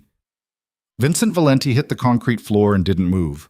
Silence crashed down. Selene stood there, shaking, staring at what she'd done. Then training, or survival instinct, took over. She ran to Lucien. He was conscious, barely. Blood soaked through his tactical vest from the shoulder wound. His face had gone pale. "That was stupid," he rasped. "You're welcome." "Vincent?" "Dead. I think. I don't know. I don't care." Selene pressed her hands against the wound, trying to stop the bleeding. "We need to get you out of here." "My man!" As if summoned, Tony appeared through the smoke. He took one look at the scene, Lucien bleeding, Vincent's body, Selene covered in blood, and immediately spoke into his radio. "Boss is down. Need medical. Now." More men appeared. Professional, efficient. They had Lucien on a stretcher in seconds. Someone tried to pull Selene away. She refused to let go of his hand. "Ma'am, you need to let us work." "She stays." Lucien's voice was weak but final. "She stays with me." No one argued. They carried him out of the warehouse into the night. Selene climbed into the ambulance with him, still holding his hand, watching his eyes struggle to stay focused. "You came for me," she whispered. "Of course I did." "You almost died." Worth it. Lucien, I love you. The words came out slurred, fading. Should have said it before. I love you, Selene Vale, accidentally, completely. Then his eyes closed, and the machine started beeping urgently, and the medics were shoving Selene aside to work. She pressed herself against the ambulance wall, Lucien's blood on her hands, and watched them fight to save his life. On. The hospital waiting room existed outside of time. Selene sat in a plastic chair, still wearing her torn clothes, still covered in blood, Lucien's, Vincent's, maybe some of her own, and stared at the clock on the wall. 3 hours since they'd arrived. No word. Tony had stationed men throughout the hospital, 4 in the waiting room, more in the halls. Someone had brought Selene water and a blanket. She'd accepted both mechanically, but hadn't used either. Around her, Lucien's people waited, hard men with harder faces. Some injured, some just exhausted, all of them staring at the surgical ward doors like they could will them to open. A nurse had tried to examine Selene, check her for injuries. She'd refused. I'm fine. Ma'am, you have bruises on your wrists and I'm fine. The nurse had given up. Now Selene sat in silence, replaying the warehouse over and over in her mind. The weight of the rebar in her hands, the crack when it hit Vincent's skull, the way he'd fallen. She'd killed a man. The thought should have destroyed her, should have sent her into hysterics or shock or whatever normal people felt after taking a life. Instead, she felt nothing. No, that wasn't true. She felt one thing, relief. Because Vincent was dead and Lucien was alive, and that was all that mattered. What did that make her? The surgical doors opened. Everyone stood at once. Selene's legs shook as she forced herself upright. A doctor emerged. Older man, exhausted. He looked at the crowd of dangerous men and didn't even flinch, probably used to treating gunshot wounds off the books. He's stable, the doctor said. The entire room exhaled. The bullet passed through the shoulder, missed major arteries. He's lost a lot of blood, but he'll recover. The doctor's eyes found Selene. He's asking for you. Everyone looked at her. Selene moved forward on numb legs. The doctor led her through the surgical ward doors, down a hallway, to a private room at the end. Lucien lay in the hospital bed, pale against white sheets. His shoulder was heavily bandaged. IVs ran from both arms, but his eyes were open, watching the door. When Selene entered, something in his expression softened. The doctor left them alone. Selene crossed to the bed, sat carefully in the chair beside it. For a long moment, neither of them spoke. Then Lucien's hand moved, found hers, squeezed weakly. You killed Vincent, he said quietly. Yeah. How do you feel? Selene thought about lying, thought about pretending to be horrified or traumatized or any of the things a normal person would be. Instead, glad I did it before he killed you. Lucien's thumb traced circles on the back of her hand. You saved my life. You came into a warehouse full of armed men for me. I think we're even. No, we're not. He tried to sit up, failed, grimaced. Selene, don't. She leaned forward. Whatever you're about to say, don't. I know what this is. I know what you do. I know the danger. I'm not naive. I was going to say thank you. Oh. And also, he paused. What I said in the ambulance, I meant it. Selene's breath caught. You were delirious. I was honest. She looked at their joined hands, his blood still under her fingernails. This is insane. We barely know each other. I know you throw things with surprising accuracy under pressure. Lucien, sit. I know you argue with me even when you're terrified. I know you see things other people miss. I know you're brave and reckless and honest to a fault. His eyes were impossibly serious. And I know that somewhere between a wrong text message and a warehouse shootout, I fell in love with you. Selene felt tears building. You can't love me. You don't know what I am. Tell me then. I'm a mess. I'm broke. I dropped out of art school because I couldn't hack it. I work in a cafe because I don't have ambition. I'm ordinary, Lucien. Painfully, desperately ordinary. You killed a man to save me. That doesn't make me special. That makes me, her voice cracked. That makes me someone who's capable of terrible things, just like you. Yes. Lucien squeezed her hand. Exactly like me. Which is why this works. Selene laughed. It came out broken. This doesn't work. This is a disaster. The best things usually are. She looked at him, really looked, past the hospital bed and the IV lines and the bandages, at the man underneath, the one who'd risked everything for her, who'd stormed a warehouse with 40 armed men, who'd offered himself in exchange for her freedom. I don't know how to be in your world, she whispered. Then we'll figure it out together. People will keep trying to kill you. Yes. And now they'll come after me too. I'll protect you. You almost died tonight. But I didn't. His thumb kept moving, gentle circles. Because you were there. Selene felt the last of her resistance crumbling. This was insane, impossible. Every rational part of her brain screamed to walk away, to go back to her cafe and her tiny apartment and her safe, boring life. But when she looked at Lucien, all she saw was the man who'd understood her shadows. If I do this, she said quietly, if I stay, I need you to promise me something. Anything. No more lies, no more protecting me by keeping me in the dark. If there's danger, I need to know. If there's a threat, I need to know. I can handle the truth. What I can't handle is being blindsided again. Lucien's expression went serious. You're right. I should have told you about the risks before the gala. I should have trusted you with the truth instead of trying to control the situation. Will you do it differently? Yes. Promise me. I promise. No more lies. Selene studied his face, looking for the lie beneath the promise, but all she saw was exhaustion and pain and something that looked like hope. Okay, she said finally. Okay? Okay, I'll stay. I'll figure out this insane world of yours, but you have to meet me halfway. You have to let me be part of your life, not just someone you protect from it.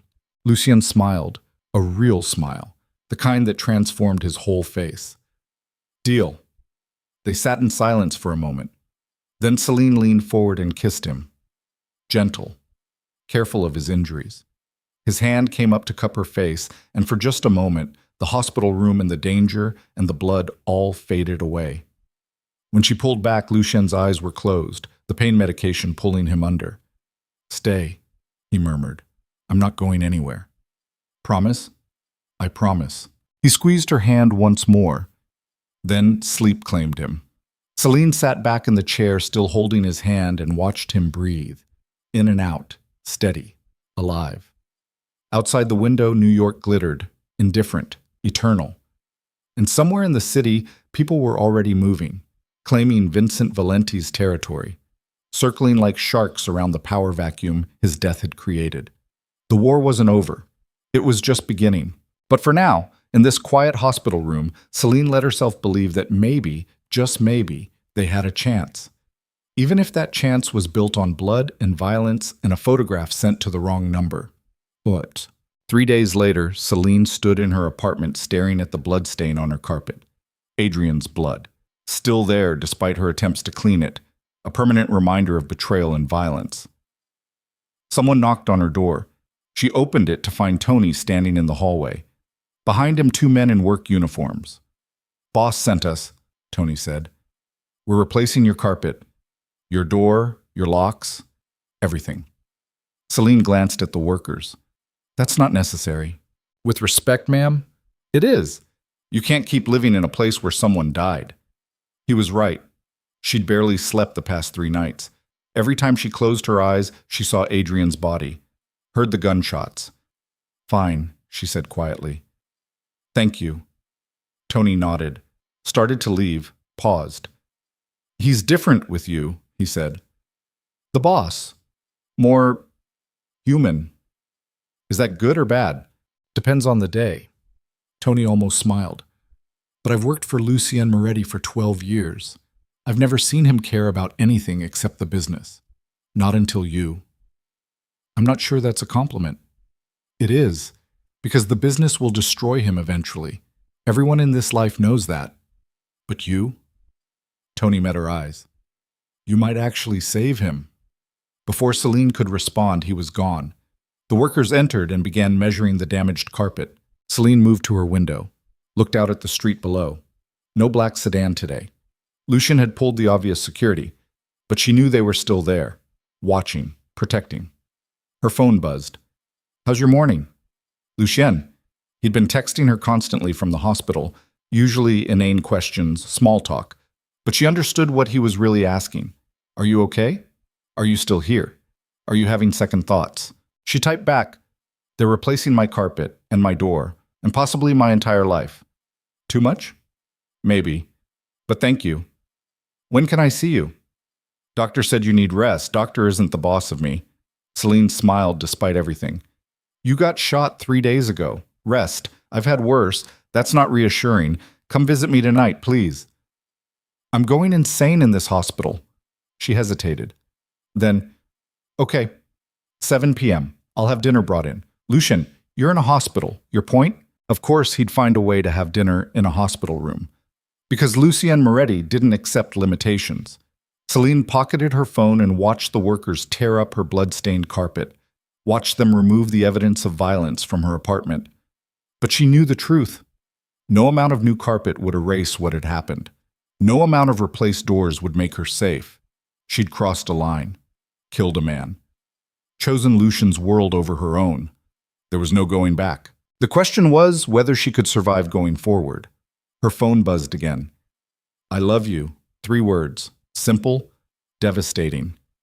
Selene stared at them for a long moment, then typed carefully. I think I love you too, and that terrifies me. Good. We can be terrified together. She almost laughed, because that was exactly what they were doing. 2 broken people choosing each other despite, or maybe because of, the danger. One of the workers called to her. Ma'am, we need you to move some furniture. Selene turned from the window. Time to rebuild. Not just her apartment, everything. Lucien was released from the hospital on a Tuesday morning with 23 stitches, a sling, and strict orders to avoid strenuous activity for 6 weeks. He lasted exactly 4 days before calling an emergency meeting. Selene knew because she was there when Tony delivered the news. They were in Lucien's penthouse. She'd been staying there since her apartment renovation finished, though neither of them had explicitly discussed whether it was temporary or permanent. Some things went unspoken in the space between them. Vincent's nephews are making moves, Tony said, spreading photographs across the dining table. Marco Valenti claimed his uncle's seat at the family table. He's consolidating power, reaching out to Vincent's old allies. Lucien studied the photos with his good hand. His injured shoulder was still heavily bandaged beneath his shirt. Selene could see the tension in his jaw, the pain he refused to acknowledge. How many soldiers does Marco have? 60. Maybe 70.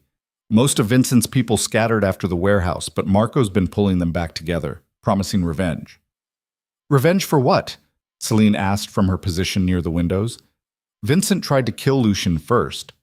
Tony glanced at her, still not quite comfortable with her presence at these discussions. In their eyes, you killed the patriarch. That demands a response. I didn't. Selene stopped. Because she had. She'd thrown that rebar, watched Vincent fall. He was going to shoot Lucien. Doesn't matter. Blood requires blood in this world. Lucien's voice cut through. She's under my protection. Anyone who touches her answers to me. Marco knows that, which is why he's being smart about this, building strength before making a move. How long do we have? Tony hesitated. Days. Maybe a week. He's moving fast. Lucien nodded slowly, then winced. The movement pulled at his shoulder. Selene noticed even if he tried to hide it. Set up a meeting, Lucien said. Neutral ground. I want to talk to Marco before this becomes a war. Boss, with respect, talking didn't work with Vincent. Vincent was old, bitter. He had nothing to lose. Lucien's eyes were hard. Marco's young. He has a whole life ahead of him. Maybe he's smart enough not to throw it away. Tony didn't look convinced, but he nodded. I'll reach out through intermediaries. After he left, Selene crossed to Lucien, placed her hand on his good shoulder. You need to rest. I need to end this before more people die. You almost died a week ago. Exactly. Lucien turned to face her, which is why I need to handle this now, while I'm still weak, while Marco thinks he has the advantage. Selene's stomach dropped. You're using yourself as bait. I'm using strategy. That's the same thing. Not quite. Lucien's hand came up to touch her face. The gesture had become familiar between them, his thumb tracing her cheekbone. If Marco sees me injured, vulnerable, he might make a mistake, get overconfident. That's when we strike. We? My people. While you do what? Sit there and bleed? If necessary. Selene pulled away from his touch. This is insane. You need time to heal, to recover, not to walk into another potential ambush. There's no time. Every day we wait, Marco gets stronger, recruits more soldiers, builds more alliances. Lucien's voice was patient but firm. I've been doing this for 15 years, Selene. I know how these situations play out. And how do they usually end? He didn't answer, which was answer enough. The meeting was set for Friday night. Neutral ground meant a restaurant in Little Italy, family-owned, connected to neither the Morettis nor the Valentis. The kind of place where business was conducted over wine and pasta while armed men waited in the shadows. Lucien spent the days preparing, conference calls with his lawyers, meetings with his captains, moving money through offshore accounts, making arrangements. Selene watched him work and felt dread building in her chest. Thursday afternoon, she found him in his office staring at paperwork. "What's that?" she asked. He looked up. Something in his expression was careful, guarded. "Legal documents." "What kind?" "The kind that transfer assets in case something happens to me." Selene's blood went cold. "You're writing a will." "I'm updating existing documents." "Same thing." She moved closer. "You think you're going to die tomorrow?" "I think it's possible." "Then don't go." "I have to." "Why?" The word came out sharper than she intended. "Why do you have to walk into a situation you think might kill you?" Lucien set down his pen, looked at her with tired eyes. "Because if I don't, Marco will interpret it as weakness. He'll push harder, attack my operations, my people, and eventually he'll come after you. So this is about protecting me. This is about protecting everyone." He stood, moved around the desk. "You asked me not to lie to you, not to hide the danger, so I'm telling you the truth. Tomorrow is dangerous. Marco might honor the meeting, or he might try to kill me. I don't know which."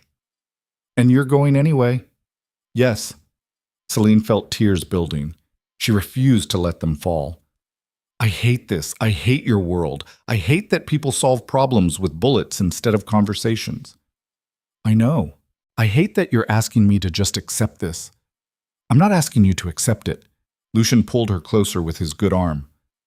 "I'm asking you to trust me, to believe I know what I'm doing. And if you're wrong, then Tony has instructions, assets, everything you need to disappear, new identity, new city, new life." Selene pushed away from him. "You think I want that? You think I want to run away if you die?" "I think I want you alive." "Well, I want the same thing for you," her voice cracked. "So maybe instead of walking into this meeting like a sacrifice, you find another way. A smarter way. A way that doesn't involve you bleeding out in some restaurant." Lucien's expression softened. "There is no other way. Not with Marco. He needs to see me face to face, needs to understand that I'm not afraid of him. Even if you should be? Especially then." They stood in silence. Outside the windows, the city moved on, indifferent, uncaring. Finally, Selene said, "I'm coming with you." "Absolutely not." "You don't get to decide that." "Selene, you said no more lies, no more protecting me by keeping me in the dark, so don't shut me out now." She met his eyes. "If you're walking into danger, I'm walking in with you. It's too risky. Everything about this is risky." She moved closer. "But I killed Vincent Valenti. Marco knows that, which means I'm already part of this whether you like it or not." Lucien's jaw tightened. She could see him running calculations, weighing options. "If you come," he said finally, "you follow my lead. You stay close. And if things go wrong, you run. You don't try to save me. You don't play hero. You run and you don't look back. Understood?" Selene wanted to argue, wanted to tell him she'd never leave him, but she also understood that this was the only way he'd agree. "Understood," she lied. Lucien studied her face, looking for the deception. She kept her expression neutral. He didn't believe her. She could tell. but he also knew arguing would be pointless. "Fine," he said quietly, "but you wear a vest, and you stay behind Tony the entire time." "Deal." They sealed it with a kiss, his hand tangled in her hair, her fingers careful around his injured shoulder, and Selene tried not to think about the fact that this might be the last time. Friday evening arrived too fast. Selene dressed carefully. Dark jeans, black shirt, flat shoes in case she needed to run. The bulletproof vest Tony provided felt heavy and wrong against her ribs, but she wore it anyway. Lucien emerged from his bedroom in a dark suit, one sleeve tailored to accommodate his sling. He looked pale, tired, but determined. "Last chance to change your mind," he said. "Not happening." He almost smiled. "Stubborn. You love it." "I do." The convoy was 6 vehicles. Lucien and Selene rode in the center SUV with Tony and 2 other guards. The restaurant was only 15 minutes away, but the drive felt eternal. Celine's hands wouldn't stop shaking. Lucien noticed, took her hand in his. "Breathe."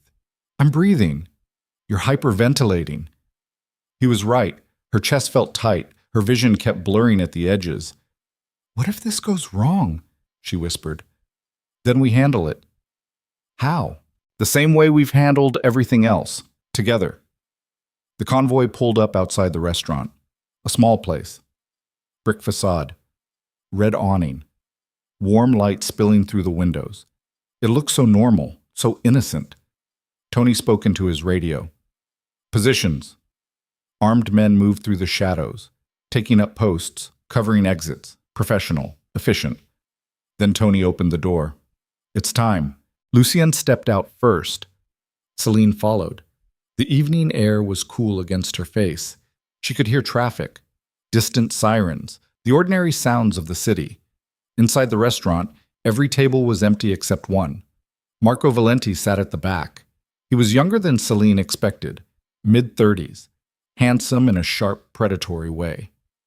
3 men stood behind him, armed, watching. Lucien moved toward the table with controlled steps. Selene stayed close. Tony flanked her other side. They stopped 6 feet away.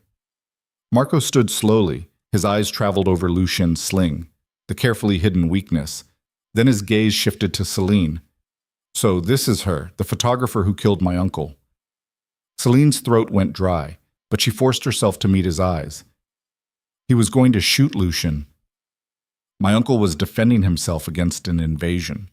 Your uncle kidnapped me after you aligned yourself with the man who's been destroying our family for 15 years. Marco's smile was cold. "You chose a side. Actions have consequences." "Enough!" Lucien's voice cut through. "We're not here to debate history. We're here to discuss the future." "The future." Marco returned to his seat, gestured for them to sit opposite him. "Yes, let's discuss that." Lucien sat. Selene took the chair beside him. Tony remained standing. A clear message. Marco poured wine from a bottle on the table, offered glasses. Lucien declined. Selene did the same. "Wise," Marco said. "Never drink when discussing terms." He took a sip of his own glass. "So, what are you proposing?" "Peace," Lucien said simply. "Your uncle's war dies with him. We maintain current territorial divisions. No retaliation, no revenge. In exchange for, I don't pursue charges against anyone involved in the kidnapping. I don't retaliate for the attempt on my life at the gala. We call it even." Marco considered this. Generous offer. Suspiciously generous. "I'm tired of bloodshed." "No, you're injured, weakened.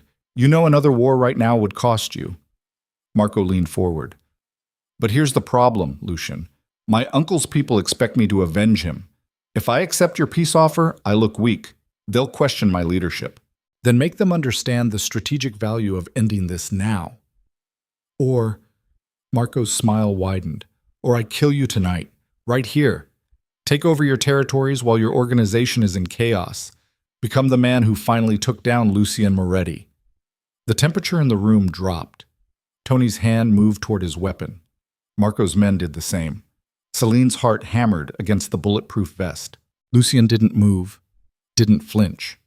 You could try, but you'd die 30 seconds later when my men storm this building, and your family would still lose the war that follows. Maybe, or maybe your people would fracture without you. Maybe some of them would join me rather than fight a losing battle. You're gambling. So are you. The two men stared at each other across the table. Selene could feel the violence building, the terrible moment before everything exploded. Then Lucien did something unexpected. He laughed. Not fake, not forced. A genuine sound of amusement. What's funny? Marco demanded. You, me, this entire situation. Lucien shook his head. We're both sitting here pretending we have more power than we do. Both bluffing, both hoping the other blinks first. I'm not bluffing. Neither am I. Which means we have a choice. Lucien's expression went serious. We can kill each other tonight and let our families bleed for the next decade. Or we can be smarter than our predecessors. End this cycle.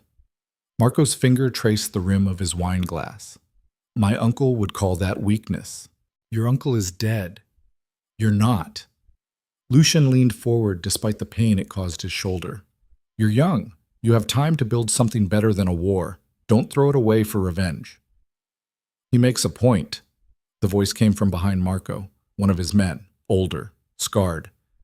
Vincent's war cost us money, territory, good people. Maybe it's time for something different. Marco's jaw tightened. You're supposed to support me. I am supporting you by telling you the truth. The older man stepped forward. Peace isn't weakness, it's strategy. Let the Morettis lick their wounds. Let us rebuild. Then if war comes later, we're stronger for it. Marco looked at his advisor, then back at Lucien. The calculation was visible on his face. Finally he spoke. I want Brooklyn. The dock specifically. In exchange for peace. No. Lucien's voice was flat. Brooklyn stays mine. Then no deal. Marco. You asked for peace. I'm telling you the price. Marco's eyes were hard. Brooklyn's docks are worth millions. Give them to me and I can sell my people on this peace. Tell them it's a victory. Otherwise they'll demand blood. Selene could see Lucien's mind working. Brooklyn's docks were valuable. Critical infrastructure. Losing them would hurt. But losing this peace would cost lives. Half, Lucien said finally. You get half the docking operations. We split the revenue, but control stays mixed. That way neither of us can betray the other without losing money. Marco considered. 60-40 split in my favor. 55-45. Done. They shook hands across the table. The agreement sealed with a grip that looked casual but was anything but. Marco stood. I'll have my lawyers draw up the contracts. We'll make this official. Agreed. And Moretti? Marco's eyes shifted to Selene. Keep your woman close. There are people in my family who won't accept this peace, who will see her as an easy target for revenge. Let them try. Marco smiled. I almost hope they do. I'd enjoy watching you destroy them. Then he was leaving, his men following, the restaurant emptying. Selene released a breath she'd been holding for what felt like hours. Is it over? She asked quietly. For now, Lucien said. He looked exhausted, pale, like the meeting had cost him every ounce of strength he had. Tony leaned close. Boss, we should go. Being in one place this long, he never finished the sentence. The restaurant windows exploded inward. Gunfire erupted from the street. Not professional, not controlled, wild, desperate. Selene hit the floor as Tony threw himself over Lucien. Glass rained down. Bullets punched through walls. Someone was screaming. Maybe her. She couldn't tell. Then Lucien's voice. Get her out! Now! Tony grabbed Selene's arm, hauled her toward the kitchen. She tried to fight, tried to stay with Lucien, but Tony was stronger. He'll be fine! Move! They crashed through the kitchen doors. More gunfire behind them. The cook was gone. Smart man. The back exit stood open. Tony shoved Selene through it into an alley. The convoy SUVs were already moving, blocking the alley, creating cover. Someone grabbed Selene, pulled her toward a vehicle. She looked back at the restaurant, saw Lucien being dragged out by his own guards, blood on his shirt. She couldn't tell if it was his or someone else's. Then she was being thrown into an SUV. The door slammed. The vehicle peeled out with enough force to slam her against the seat. "Lucien!" she shouted. "Where's Lucien?" "Different vehicle," the driver said. "Safer that way." They tore through Brooklyn streets, running red lights, weaving through traffic. Behind them, sirens wailed. Selene's phone rang. She answered with shaking hands. Lucien's voice. "Are you hurt?" "No. You?" Shoulder reopened. Nothing critical. His breathing was labored, pained. Marco's cousin, the shooting, he went rogue. Didn't accept the peace. "Is he dead?" "My people got him." Lucien coughed. "But this isn't over. If one of Marco's family broke ranks, others might too." "Where are we going?" "Separate locations. Too dangerous to be together right now. You're headed to a safe house in Queens. I'll send Tony to guard you." "No." Selene's voice was steel.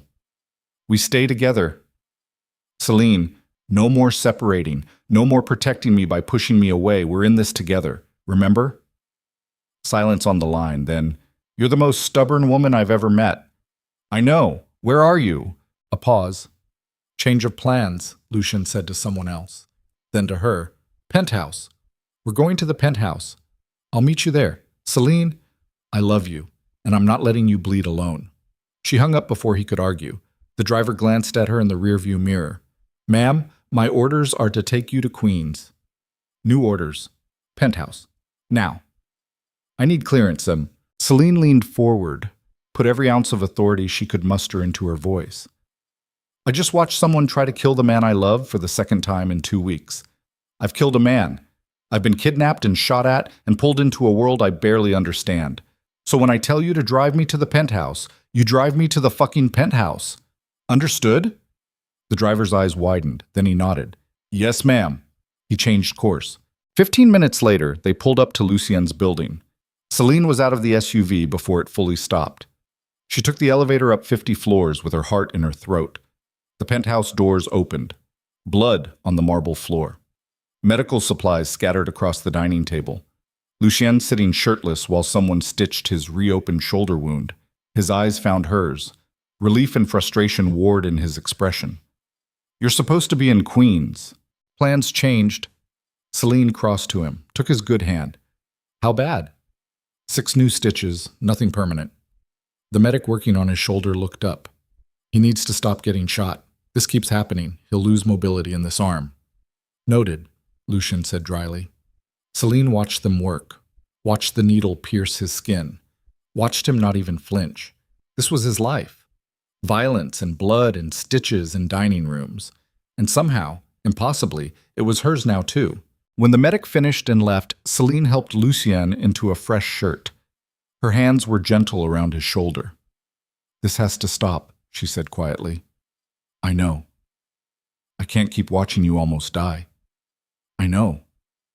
"So what do we do?" Lucien looked at her, really looked. And something in his expression shifted, hardened. "We end it," he said, "completely. Tomorrow, I'm calling a meeting of all the families, every major player in New York. And I'm proposing a treaty, real peace, enforced by mutual interest. They'll never agree.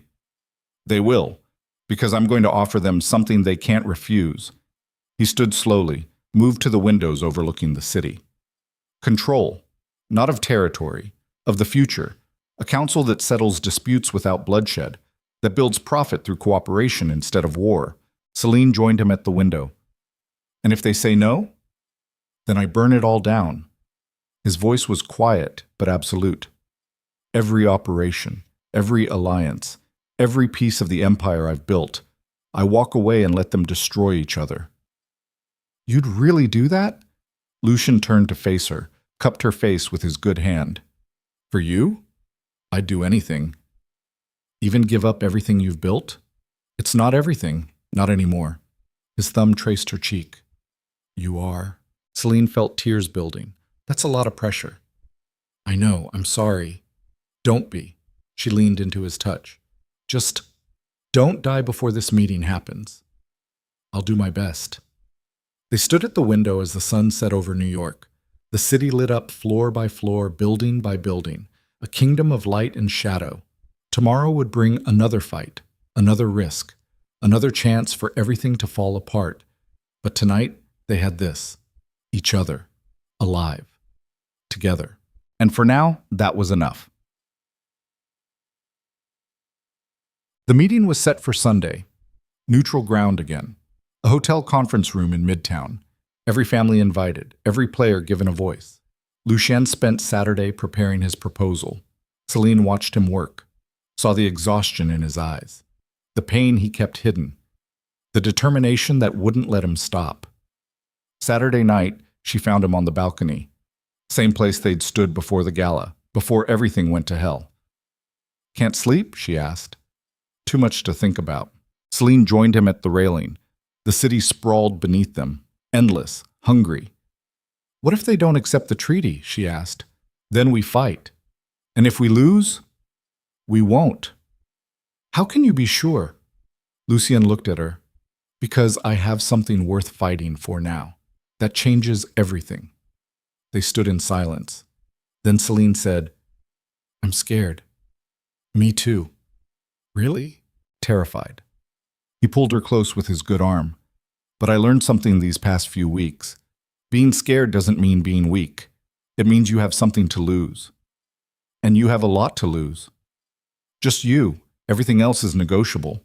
Selene buried her face against his chest, listened to his heartbeat, steady, strong, alive.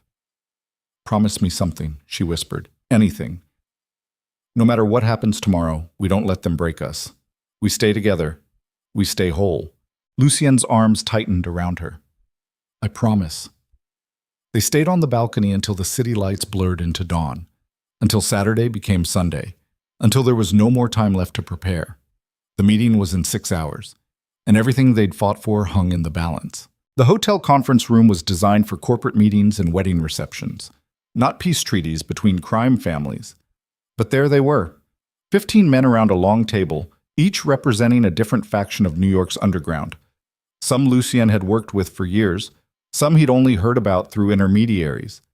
All of them dangerous, all of them calculating the exact moment to strike if this went wrong. Selene stood against the back wall with Tony and 3 other guards. She'd argued about attending. Lucien had forbidden it. She'd come anyway. By now, he'd stopped being surprised. Marco Valenti sat 4 seats down from Lucien. His face was carefully neutral, but Selene could see the tension in his shoulders. The cousin who'd opened fire at the restaurant had been his blood. Someone Marco should have controlled. The failed attack made him look weak in front of the other families. Lucien stood at the head of the table. His injured shoulder was hidden beneath a perfectly tailored suit, but Selene knew the pain was there, saw it in the careful way he moved, the tightness around his eyes. "Thank you for coming," Lucien began. His voice was calm, authoritative. "I know some of you took considerable risk being here. I appreciate it." "Cut the pleasantries," said an older man Selene didn't recognize. Heavy accent, scarred hands. "You called this meeting. We came. Now tell us why we shouldn't just kill you and divide your territory." A few men nodded. Others stayed silent, watching. Lucien didn't flinch. "Because killing me would start a war that would destroy half this city. My people are loyal, well-armed, and they have instructions to burn everything to the ground if I die." "Mutually assured destruction," Marco said quietly. "That's your opening argument?" "No, that's just reality." Lucien placed both hands on the table. "My opening argument is this. We're all dying. Not today, not tomorrow, but slowly. Every year we lose more territory to federal investigations, more money to legal operations that undercut our prices, more power to politicians who are harder to buy than they used to be." "So?" another man challenged. "We adapt. We always have." "For how long?" Lucien's eyes swept the room. "How many of you have lost soldiers this year? Lost operations? How many are spending more on lawyers than on expansion? We're fighting each other while the world changes around us. And eventually, we'll fight ourselves into irrelevance." The room fell silent. Selene watched the faces, some dismissive, some thoughtful, all of them listening. "I'm proposing something different," Lucien continued. "A council, representatives from each family. We settle territorial disputes through negotiation instead of bloodshed. We coordinate on large operations to maximize profit. We present a united front against law enforcement and political pressure. You want us to work together, Marco said. It wasn't a question, more like testing the idea, seeing how it sounded out loud. I want us to survive. Together, we control billions in revenue. We employ thousands. We have influence that reaches every level of this city, but divided, we're vulnerable, easy targets. An older woman at the far end of the table spoke for the first time. Her voice was quiet but carried weight. And who leads this council? You? No one leads. We vote.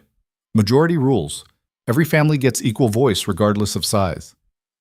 That's idealistic bullshit, someone muttered. Maybe, but it's better than the alternative.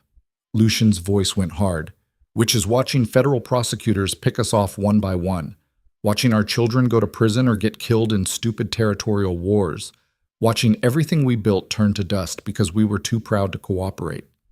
The scarred man who'd spoken earlier leaned forward. You're asking us to trust each other. In this business, trust gets you killed. I'm asking you to choose survival over pride. That's different. Is it? Marco's eyes were sharp. Because from where I'm sitting, this sounds like a power grab. Create a council, stack it with allies, control the city through bureaucracy instead of force. Lucien met his gaze. If I wanted control, I'd have killed Vincent when he was weak years ago, taken his territory, crushed your family before you had a chance to rebuild. But I didn't. Because expansion through violence is temporary. Real power comes from stability. Pretty speech, the older woman said. But speeches don't mean much when bullets start flying. Then let's talk specifics. Lucien pulled out a folder, distributed copies around the table. Revenue projections for the next 5 years under the current model versus coordinated operations. Territory divisions that eliminate overlap and conflict. Legal frameworks that protect all of us instead of just individual families. It's all here. Men opened the folders, started reading. Selene could see the wheels turning, the calculations being made. One of the younger attendees spoke up. This level of coordination would require sharing intelligence, trade secrets, operational details. You really think anyone here would agree to that? I think everyone here is smart enough to see the numbers, to understand that 5 years from now, we're either working together or we're extinct. And if someone breaks the agreement, Marco asked, if one family decides to go rogue? The council votes on consequences. Could be financial penalties. Could be territorial seizure. Could be... Lucien paused. Removal from the council entirely, left to fend for themselves against law enforcement and rivals. Exile, the scarred man said. You're talking about exile. I'm talking about accountability. The room erupted into overlapping conversations, arguments, debates. Selene watched Lucien stand there calmly while chaos swirled around him. This was his element, not violence, strategy, the long game. After 5 minutes, the older woman held up her hand. The room quieted. I have a question, she said. What happens to existing conflicts? Do we just forget years of bloodshed? Pretend the past didn't happen? Lucien's expression went somber. No, we acknowledge it, face it. Then we choose to move forward anyway. Because holding on to old wars will destroy us faster than any federal investigation. Easy to say when you're the one proposing the treaty, is it? Lucien's voice was quiet but firm. 3 weeks ago, the Valenti family kidnapped someone important to me. Tried to use her as leverage. When I rescued her, I killed Vincent Valenti and a dozen of his men. That's not ancient history. That's recent wounds, still bleeding. Every eye in the room turned to Marco. He sat very still, face carefully blank. And yet, Lucien continued, Marco and I negotiated a territorial agreement 2 days ago. Split the Brooklyn docks despite our families having every reason to keep killing each other. Because we both understood something. Revenge is expensive. Peace is profitable. Until it isn't, someone muttered. Then we renegotiate. Adapt. But we do it at a table instead of with guns. Lucien looked around the room. I'm not saying this is easy. I'm not saying it's perfect. But I am saying it's our best chance. Silence fell. The scarred man broke it. I want guarantees, legal protection, something that prevents you from using this council to eliminate rivals under the guise of justice. Fair. We'll draft bylaws, require unanimous votes for anything involving violence, create checks and balances. I want an independent mediator, the older woman added. Someone not affiliated with any family, Someone who can call bullshit when they see it. Agreed. One by one, the men around the table started nodding, asking questions, making demands, and slowly, impossibly, a framework began to take shape. 3 hours later, they had a draft agreement. Not perfect, not complete, but a start. As the meeting ended and men filed out, Marco approached Lucien. They stood face to face, two men who should have been enemies.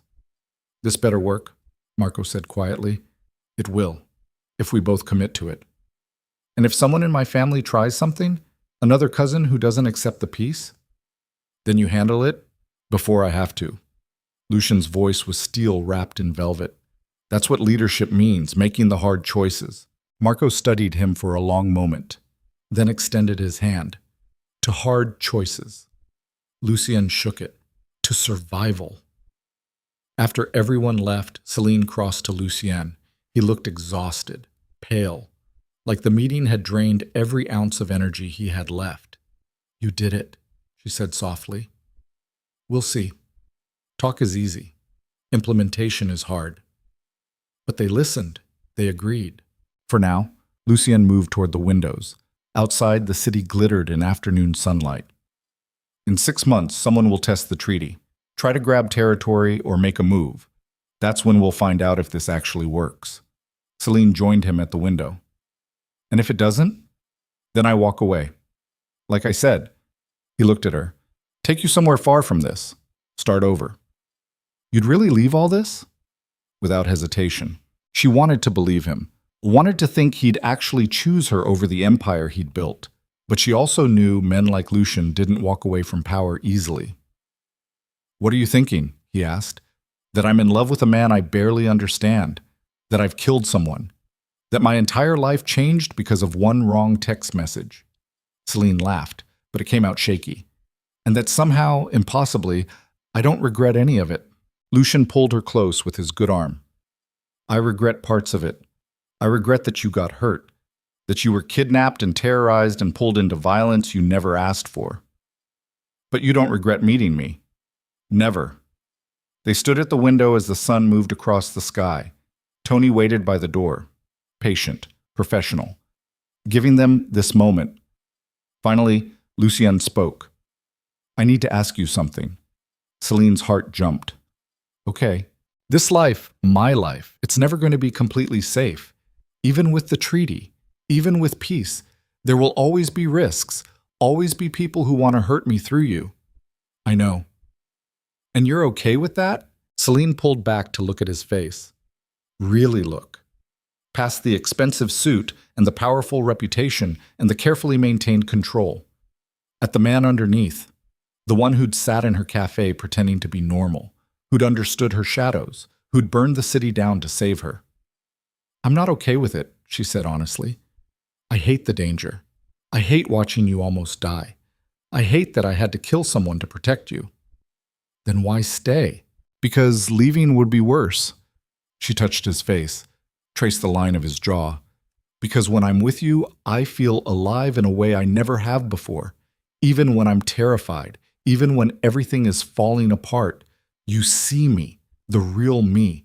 Not the waitress or the failed art student or the ordinary girl with a camera. You see my shadows, and you don't look away." Lucien's eyes were impossibly bright. "You're not ordinary." "Maybe not anymore."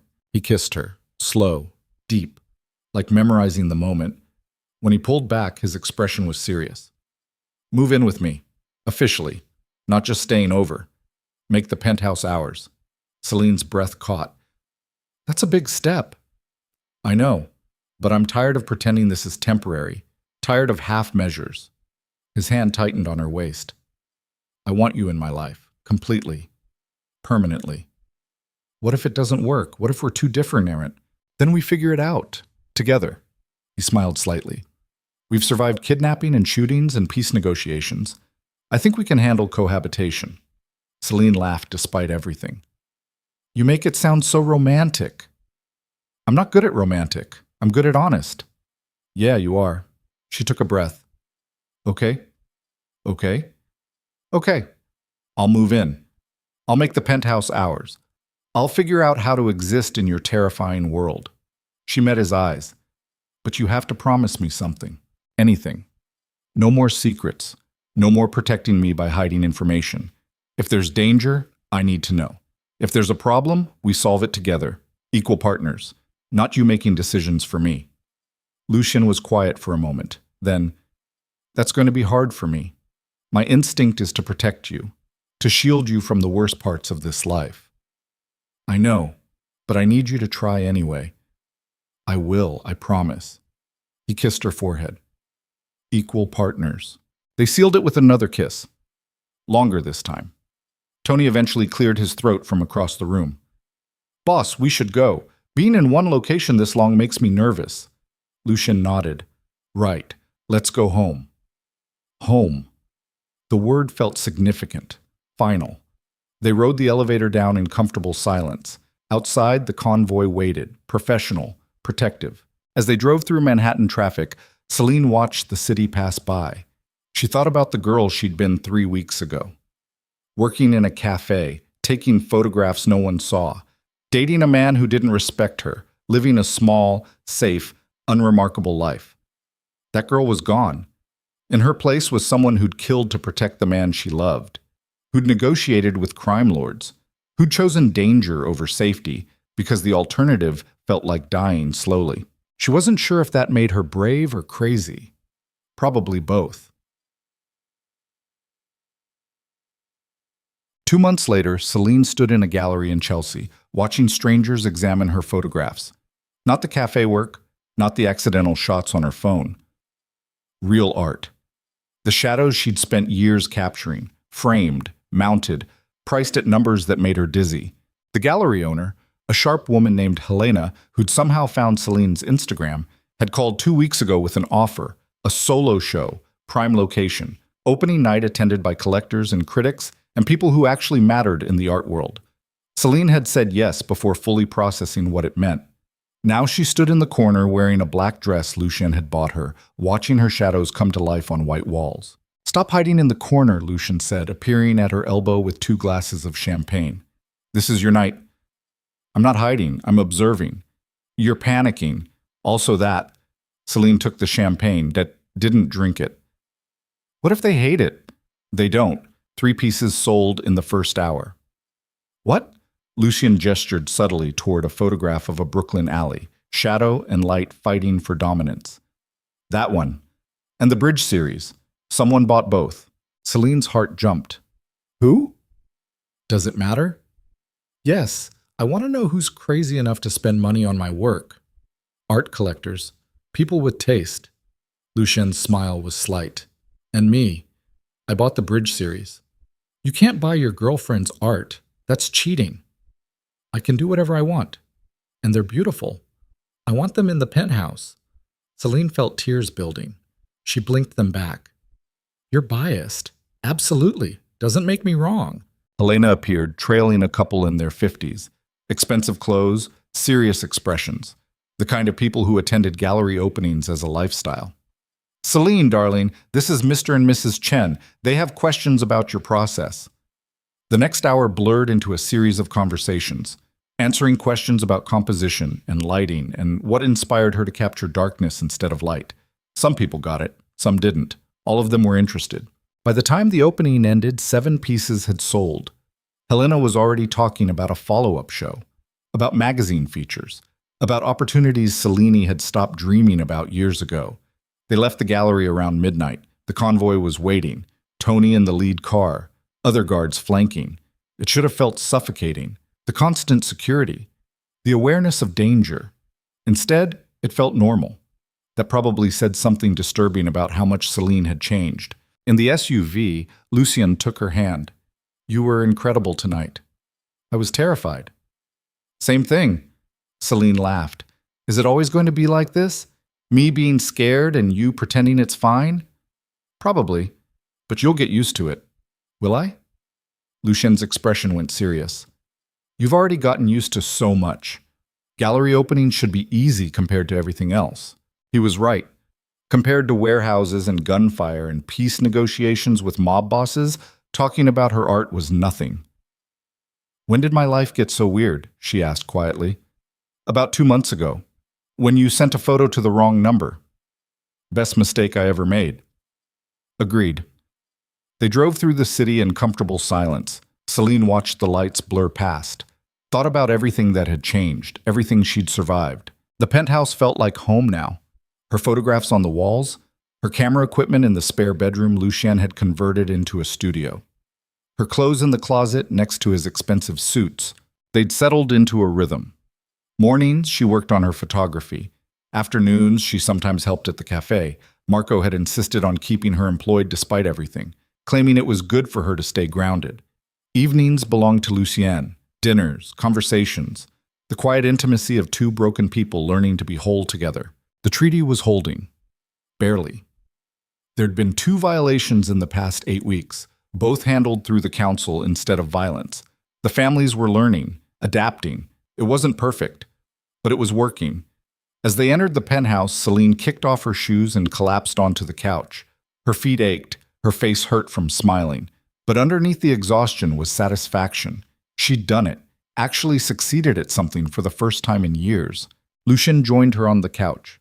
His shoulder had healed, the sling was gone, but he still moved carefully sometimes, reminded of the violence that had brought them together. "Thank you," Selene said quietly. "For what?" "For the gallery connection, for buying my work, for—" She gestured vaguely. "All of it. I didn't do anything. Helena found you on her own. The collectors bought your work because it's good. This is all you. You gave me the camera, introduced me to your world, showed me that I could be more than just—" "You were always more." Lucien's voice was firm. "I just helped you see it." Selene turned to look at him. This man who'd changed everything, who'd pulled her out of her small life and into something terrifying and beautiful and utterly insane. "I love you," she said. Simple. Direct. "I love you too." He pulled her closer. "Even though you're stubborn and reckless and constantly arguing with me. Especially because of that. Especially because of that." They sat in the quiet penthouse. Outside, New York hummed with life. Endless. Hungry. Indifferent to individual stories. But inside, 2 people who'd found each other by accident were building something intentional. Something real. And that was enough. Waltz. 1 year later. Selene stood in the kitchen of the penthouse, burning pasta. Again. Lucien appeared in the doorway, already smiling. "Do I need to call the fire department?" "It's not that bad." The smoke alarm disagrees. Selene waved a towel at the detector until it stopped screaming. "I was trying to surprise you with dinner. It seemed romantic." "It is romantic. Dangerously so." Lucien crossed to the stove, turned off the burner, examined the charred remains of what might have once been linguine. "How did you manage to burn pasta? You literally just boil water." "I got distracted." "By what?" Selene held up her camera. The light coming through the windows. It was perfect. I had to capture it. Lucien shook his head, but he was smiling. "You're impossible." "You love it." "I do." They ordered takeout instead. Sat on the balcony overlooking the city. Same place they'd stood before the gala. Before everything changed. Except now, everything was different. The treaty had survived its first year, stronger than anyone expected. The council met monthly. Disputes were settled. Profits were up. Federal investigations had shifted focus to smaller, unaffiliated operations. It wasn't peace. Not really. But it was something close. Selene's photography career had taken off in ways she'd never imagined. 3 more gallery shows.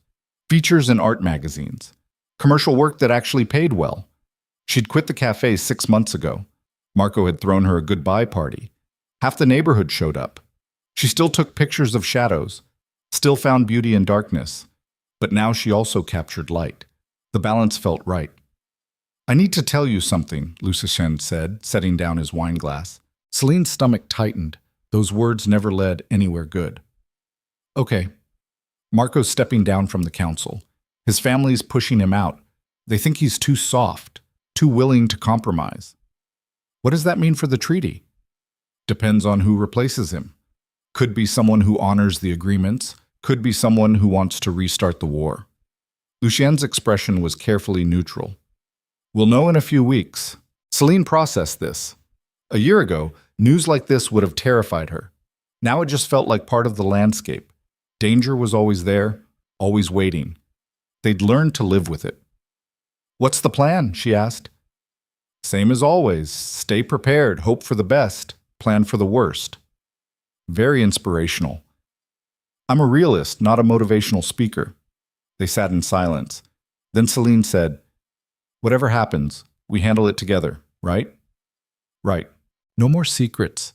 No more protecting me by hiding information. I've kept that promise, haven't I?" He had. Every threat, every complication, every dangerous development. Lucien told her everything now, trusted her with the truth even when it scared both of them. "Yeah," Selene said. "You have." "Then trust me when I say we'll survive whatever comes next. We always do." He was right. They'd survived kidnapping, shootings, peace negotiations, the slow, difficult work of building a life together despite coming from completely different worlds. What was one more challenge? Lucien stood, extended his hand. "Dance with me." "There's no music." "So?" Selene took his hand, let him pull her to her feet. They moved slowly on the balcony. No rhythm, no grace, just two people swaying together in the darkness. "This is ridiculous," Selene said against his chest. "Most good things are." "Is that your philosophy on life?" "It's my philosophy on us." Selene smiled, pressed closer, felt his heartbeat against her cheek. Steady, strong, alive. "I'm glad I sent that photo to the wrong number," she whispered. "Best accident that ever happened to me. Even with all the chaos that followed, especially because of it." They danced until the city lights blurred, until time stopped meaning anything, until there was nothing but this moment, this man, this impossible life they'd built from wreckage and wrong numbers. Somewhere in the distance, sirens wailed, the city breathed, danger circled, but up here, 50 floors above it all, Selene felt safe. Not because the world was safe. It wasn't. It never would be. But because she'd found someone who saw her shadows and loved them anyway. Someone who'd fight for her, protect her, stand beside her when everything fell apart. And in the end, that was all anyone really needed. One person who stayed when staying was hard. One person who chose you again and again, despite the cost. Lucien pulled back slightly, looked at her with eyes that still held secrets but also absolute certainty. "Marry me," he said. Selene's breath caught. "What?" "Marry me. Make this permanent. Choose me every day for the rest of our lives." "That's not very romantic." "I'm not good at romantic, remember?" "You're getting better." Selene's heart hammered against her ribs. "But this is crazy. We've only been together a year. We've survived more in 1 year than most couples face in a lifetime. I think we've earned crazy." He was right, again. Frustratingly, impossibly right. "I don't want a big wedding," Selene said, "or a fancy dress, or any of that traditional stuff. Fine by me. And I'm keeping my name. I'm not becoming Mrs. Moretti. I wouldn't expect anything else. And I'm not moving to some compound or fortress. We stay in the city, in this penthouse, in our life." "Agreed." Selene studied his face, looking for doubt, for hesitation, for any sign that this was impulse rather than intention. All she saw was certainty. "Okay," she said quietly. "Okay? Okay, I'll marry you. I'll choose you every day. I'll figure out this ridiculous life with you." Lucien's smile was brilliant, transforming.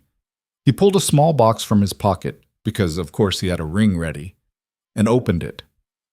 The diamond was simple, elegant, probably cost more than Selene would make in 5 years. But it was beautiful in a way that felt right. He slipped it onto her finger. Perfect fit. "How long have you been planning this?" she asked. She had. "Since the hospital. After the warehouse. When I woke up and you were there." Lucien's voice was rough. "I knew then. I just had to wait for the right moment." "And burning pasta was the right moment?" "You being yourself was the right moment." Selene laughed, cried, kissed him hard enough to forget about the city below, about the danger circling, about everything except this. When they finally pulled apart, both breathless, Lucien said, "No regrets?" "Not one."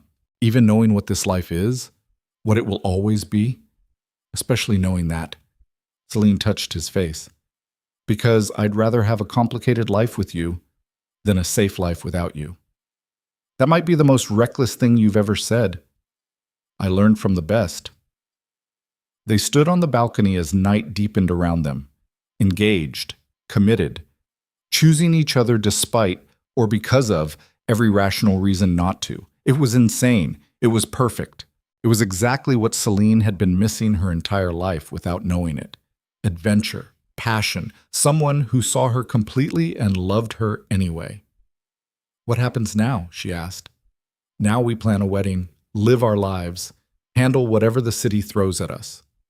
Lucien pulled her close. Together. Together, Selene agreed.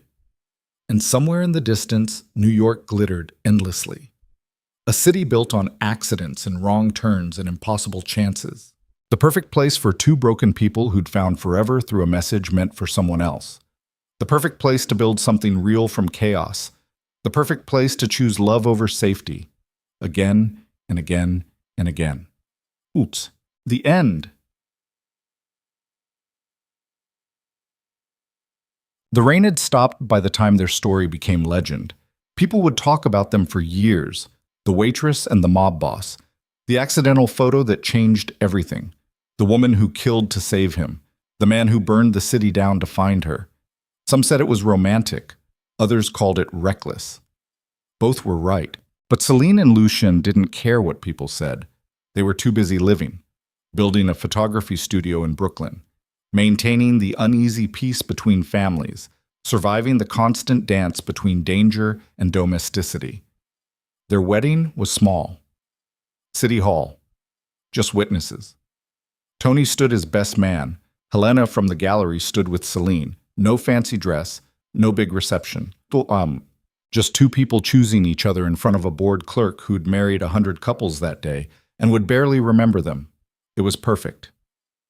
Marco Valenti sent a gift, expensive wine, and a note that read, "To unlikely alliances and even unlikelier friendships, may you both survive each other."